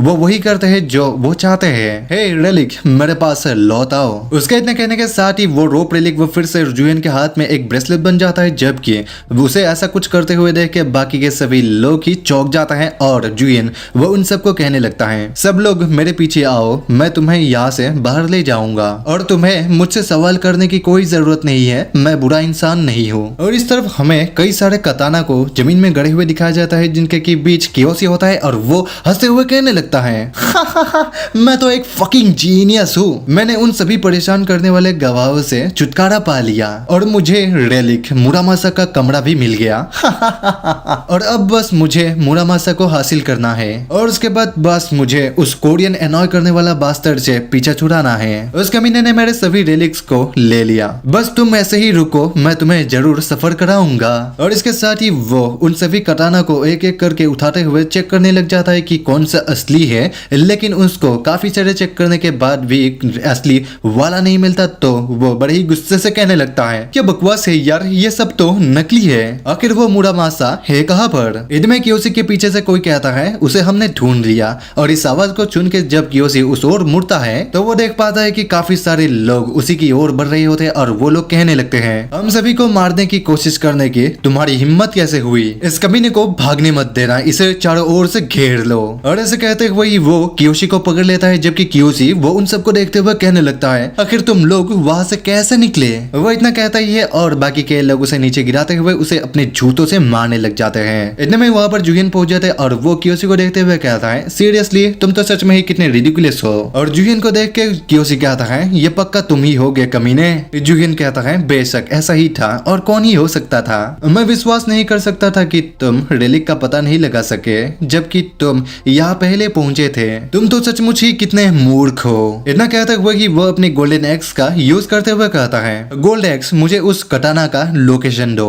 उसके इतना कहने के साथ ही उस गोल्ड एक्स के कारण असली कटाना यानी मुरामासा वो अपनी अंदर से ऑरा रिलीज करने लग जाता है और उसको देखकर जुहियन कहता है सचमुच ये रेलिक तो तुम्हारे नाक के नीचे ही था। और ऐसे कहते हुए जुहियन जब उस मुरामासा को अपने हाथ में उठाता है तो हम देख सकते हैं कि मुरामासा का आधा हिस्सा ही नहीं होता है। और इसको देख के कियोशी कहता है मुझे तो विश्वास ही नहीं हो रहा है कि ऐसी एक टूटी हुई स्वॉर्ड यह मुरामासा हो सकता है। और उसके जवाब पे जुहियन कहता है ऐसा इसलिए है क्योंकि ये अपना असली रूप तभी दिखाता है जब तुम इसे एक्टिवेट करते हो। और उसके इतना कहने के साथ ही जुहियन जब उस स्वॉर्ड को एक्टिवेट करने लग जाता है हम देखते हैं कि उसके कारण से उसके अंदर से काफी ज्यादा ही एनर्जी रिलीज होने लग जाती है और मुरामासा के अंदर से आवाज आती है और वो कहने लग जाती है एक और मुझे इस्तेमाल करने की कोशिश कर रहा है, कितना मूर्ख इंसान है, मेरी पूरी बॉडी ये खराब और टूटा हुआ है। यदि तुम मेरी शक्तियों का इस्तेमाल करना चाहते हो तो तुम्हें 10 सेक्रीफाइस देने होंगे। मुझे अपनी प्रॉपर स्टेट में वापस आने के लिए इंसानों का ब्लड की जरूरत है। यदि तुम ऐसा करने में सफल नहीं हो पाते तो तुम्हें भी बाकी लोगों के साथ ही यहीं पर हमेशा के लिए दफना दिया जाएगा। और मुरामासा को जुहियन से बातें करते हुए देख के कियोशी कहता है क्या वो उससे बातें कर रहा है, मुझे तो इस पर विश्वास ही नहीं हो रहा है। और मुरामासा की जब बात बाकी के सभी लोग सुनते हैं तो वो लोग डरते हुए कहते हैं तो फिर क्या इसका मतलब यह है कि हम में से 10 लोगों को यहाँ पर ऐसे ही मरना होगा? क्या यहाँ पर कोई और रास्ता नहीं है? और क्या तुम सच में इसको करने के लिए सीरियस हो? और उन सभी की बात ही जुहियन सुनता है और उसके बाद वो मुरामासा से कहता है वेपन रिलिक्स वो हमेशा से ही ऐसे ही होते हैं, क्या यह मेरे लिए तुम्हारा ट्रायल है? मुरामासा कहता है बिल्कुल सही, तुम किसका इंतजार कर रहे हो, जाओ और मेरे लिए 10 इंसानों को मार डालो। जिस पे जुहियन कहता है मैं मना करता हूँ। और जुहियन की यह बात सुन के मुरामासा वो चौंक जाता है जबकि जुहियन वो अपनी डोमिनेशन एनर्जी वो मुरामासा के अंदर डालते हुए कहने लगता है मैं भला ऐसा क्यों करूँ जबकि मैं तुम्हें ऐसे ही डोमिनेट कर सकता हूँ। और जुहियन को ऐसा कुछ करते हुए देख के मुरामासा वो वहीं पर चीखते चिल्लाते हुए कहने लगता है तुम क्या कर रहे हो, इससे मुझे दर्द हो रहा है। और मुरामासा के चिल्लाने चीखने के कारण वो टॉमी हिलने लग जाती है और जुहियन उसे कहने लगता है यहाँ असलियत में जिसकी ट्रायल हो रही है असल में वो मैं नहीं हूँ बल्कि यहाँ पर तुम्हारी ट्रायल चल रही है। अगर तुम मेरी बात नहीं मानोगे तो मैं तुम्हें यहीं पर टुकड़े टुकड़े कर डालूंगा, जल्दी करो और मेरे आगे झुको मुरामासा। मुरामासा कहता है आखिर एक साधारण इंसान की हिम्मत कैसे हुई मेरे साथ ऐसा कुछ करने की। और उसके इतना कहने के साथ ही जुहियन वो उसके ऊपर और भी ज्यादा अपनी डोमिनेशन एनर्जी डालने लग जाता है जिसके कारण मुरामासा को बहुत ज्यादा तकलीफ होने लग जाती है और इसके साथ ही वहां पर जोरदार रोशनी चमकने लग जाती है। जबकि ऐसा कुछ होते हुए देख के बाकी के सभी लोग तो उसकी ओर देख भी नहीं पा रहे होते हैं। और आखिरकार फाइनली मुरामासा जुहियन के आगे झुक जाता है और मुरामासा फाइनली कंप्लीट हो जाता है। और मुरामासा के कंप्लीट होने के साथ ही जुहियन कहता है ये अब क्लियर हो चुका है। और इसके साथ ही जुहियन वो बाकी सभी लोगों को एग्जिट गेट की ओर ले जाता है और वो बाकी सभी लोगों को कहने लगता है बस तुम इस रोप की मदद से चढ़ जाओ और तुम सुरक्षित रूप से यहाँ से निकल जाओगे। जिसपे बाकी के सभी लोग ही जुहियन को शुक्रिया अदा करते हैं और उस रोप की मदद से वहां से जाने लग जाते हैं। और उन सभी लोगों के बीच से कियोशी भी छुपा हुआ होता है और इतने में ही कियोशी को जुहियन रोक लेता है और वो उसे कहता है रुको यार, ऐसे ही बेकार में क्यों भीड़ में घुलने मिलने की कोशिश कर रहे हो? क्या तुम ये प्लान बना रहे हो कि बाहर जाने के बाद तुम इन सभी को ही निपटा दोगे? और जुहियन की आवाज सुन के कियोशी की फट जाती है और वो घबराते हुए कहने लगता है नहीं नहीं, मैं ऐसा नहीं करूंगा, मैं वादा करता हूँ कि मैं ऐसा बिल्कुल भी नहीं करूंगा, बस मुझे ये जगह छोड़ के जाने दो। यदि तुम मुझे ये जगह छोड़ने दोगे तो मैं तुम्हारी सिफारिश अपने सरकार से करूंगा और तुम हमारे लिए काम भी कर सकते हो। यदि तुम जापानीज एक्सकेवेशन टीम के लिए काम करते हो तो तुम 1000 करोड़ येन तक कमा सकते हो। हमारे पास तो प्रोफेटिक रेलिक भी है जो कि हमारे लिए फ्यूचर गाइड है, तुम उस रेलिक का भी यूज कर सकते हो और इससे तुम्हारी जीवन काफी आसान हो जाएगा। तो इसके बारे में तुम्हारा क्या ख्याल है? और कियोशी की ये सभी बातें सुन के जुहियन कहता है तुमने मेरे लिए काफी मनोरंजन किया है। जहाँ तक कि मुझे पता है फ्यूचर गाइड ये एक रेलिक है जिसका यूज केवल उसका रियल ओनर के द्वारा ही किया जा सकता है, तो तुम कैसे मानते हो कि मैं इसका इस्तेमाल कर सकता हूँ? जिस पे कियोशी वो उसे समझाते हुए कहता है असल में यहाँ पर एक टीम है जो कि उस रेलिक को ऑपरेट करने में मदद करता है, वो सभी लोग ही तुम्हारी मदद करेंगे जितना हो सके उतना। जुहियन कहता है ये दिल दिलचस्प लगता है। ठीक है, तुम भी उस रोप का यूज कर सकते हो, लेकिन तुम यहाँ से बाहर निकलने वाले अंतिम व्यक्ति होंगे। और जुएन की इस बात को सुन के कियोशी वो खुश हो जाता है और वो अपने मन में कहता है, जैसा कि एक कॉमनर से एक्सपेक्ट किया जा सकता था, वो तो कुछ येन के कारण ही बहक गया है। और इसके साथ ही वो दोनों ही उस रोप की मदद से चढ़ने लग जाता है और कियोशी कहने लगता है, मैं अपने पिछले एक्शंस के लिए मैं माफी चाहता हूँ। ऐसा लगता है कि आपको चीजों के बारे में काफी समझ है। आप जैसे किसी भी स्किल यूजर को तो कोई भी अपनी टीम में लेना चाहेगा। जुएन कहता है, चलो उस सौदे के बारे में बात करें। मैं उस जापानीज टीम के बारे में ज्यादा जानना चाहता हूँ जो कि प्रोफेसिक रेलिक को ऑपरेट करने में मदद करते हैं। यदि असल में वो लोग एक अनट्रस्टेबल ग्रुप हैं तो मैं उनके साथ काम नहीं करना चाहता। और असल में यहाँ पर कियोशी वो किसी ऐसे चीज का नाम ले लेता है जो कि उसे कभी नहीं लेना चाहिए था, और वो बड़े ही कॉन्फिडेंट होकर कहता है, तुम्हें इसके बारे में चिंता करने की कोई जरूरत नहीं है। असल में वो ग्रुप वो फेमस टीकेबीएम है। और इस बात को जब जुएन सुनता है तो वो मुस्कुराते हुए कहता है, अगर ऐसी ही बात है तो। और वो सीधे ही अपनी हाथ को छोड़ देता है और वो सीधे ही जाके कियोशी को एक लात मार देता है, जिसके कारण कियोशी वहीं पर गिरने लग जाता है और फिर से जुएन वो उस रोप को पकड़ लेता है। और नीचे गिरने के साथ ही कियोशी का पैर भी टूट जाता है, जिसके कारण वो उठ भी नहीं पा रहा होता है। और जुएन कहता है, उस जानकारी के लिए शुक्रिया बेवकूफ, मुझे लगता है कि तुम जाने के लिए बेताब थे। अगर तुम मुझे कुछ भी इम्पोर्टेंट जानकारी बताने को तैयार थे तो कौन तुम्हारे जैसे बेकार आदमी के लिए काम करना चाहेगा। और ऐसे कहते हुए ही जुएन वो वहां से चले जाता है, जबकि उसके जाने के ठीक बाद वो उस टॉम को भी बंद कर देता है, जिसके कारण आसपास की सभी चीजें गिरने लग जाती है। और कियोशी वो चिल्लाते हुए कहते हुए रह जाता है कि क्या तुम सच में इतने कोल्ड ब्लडेड हो कि तुम ऐसे ही किसी को मारने जा रहे हो? यहाँ वापस आओ कमीने।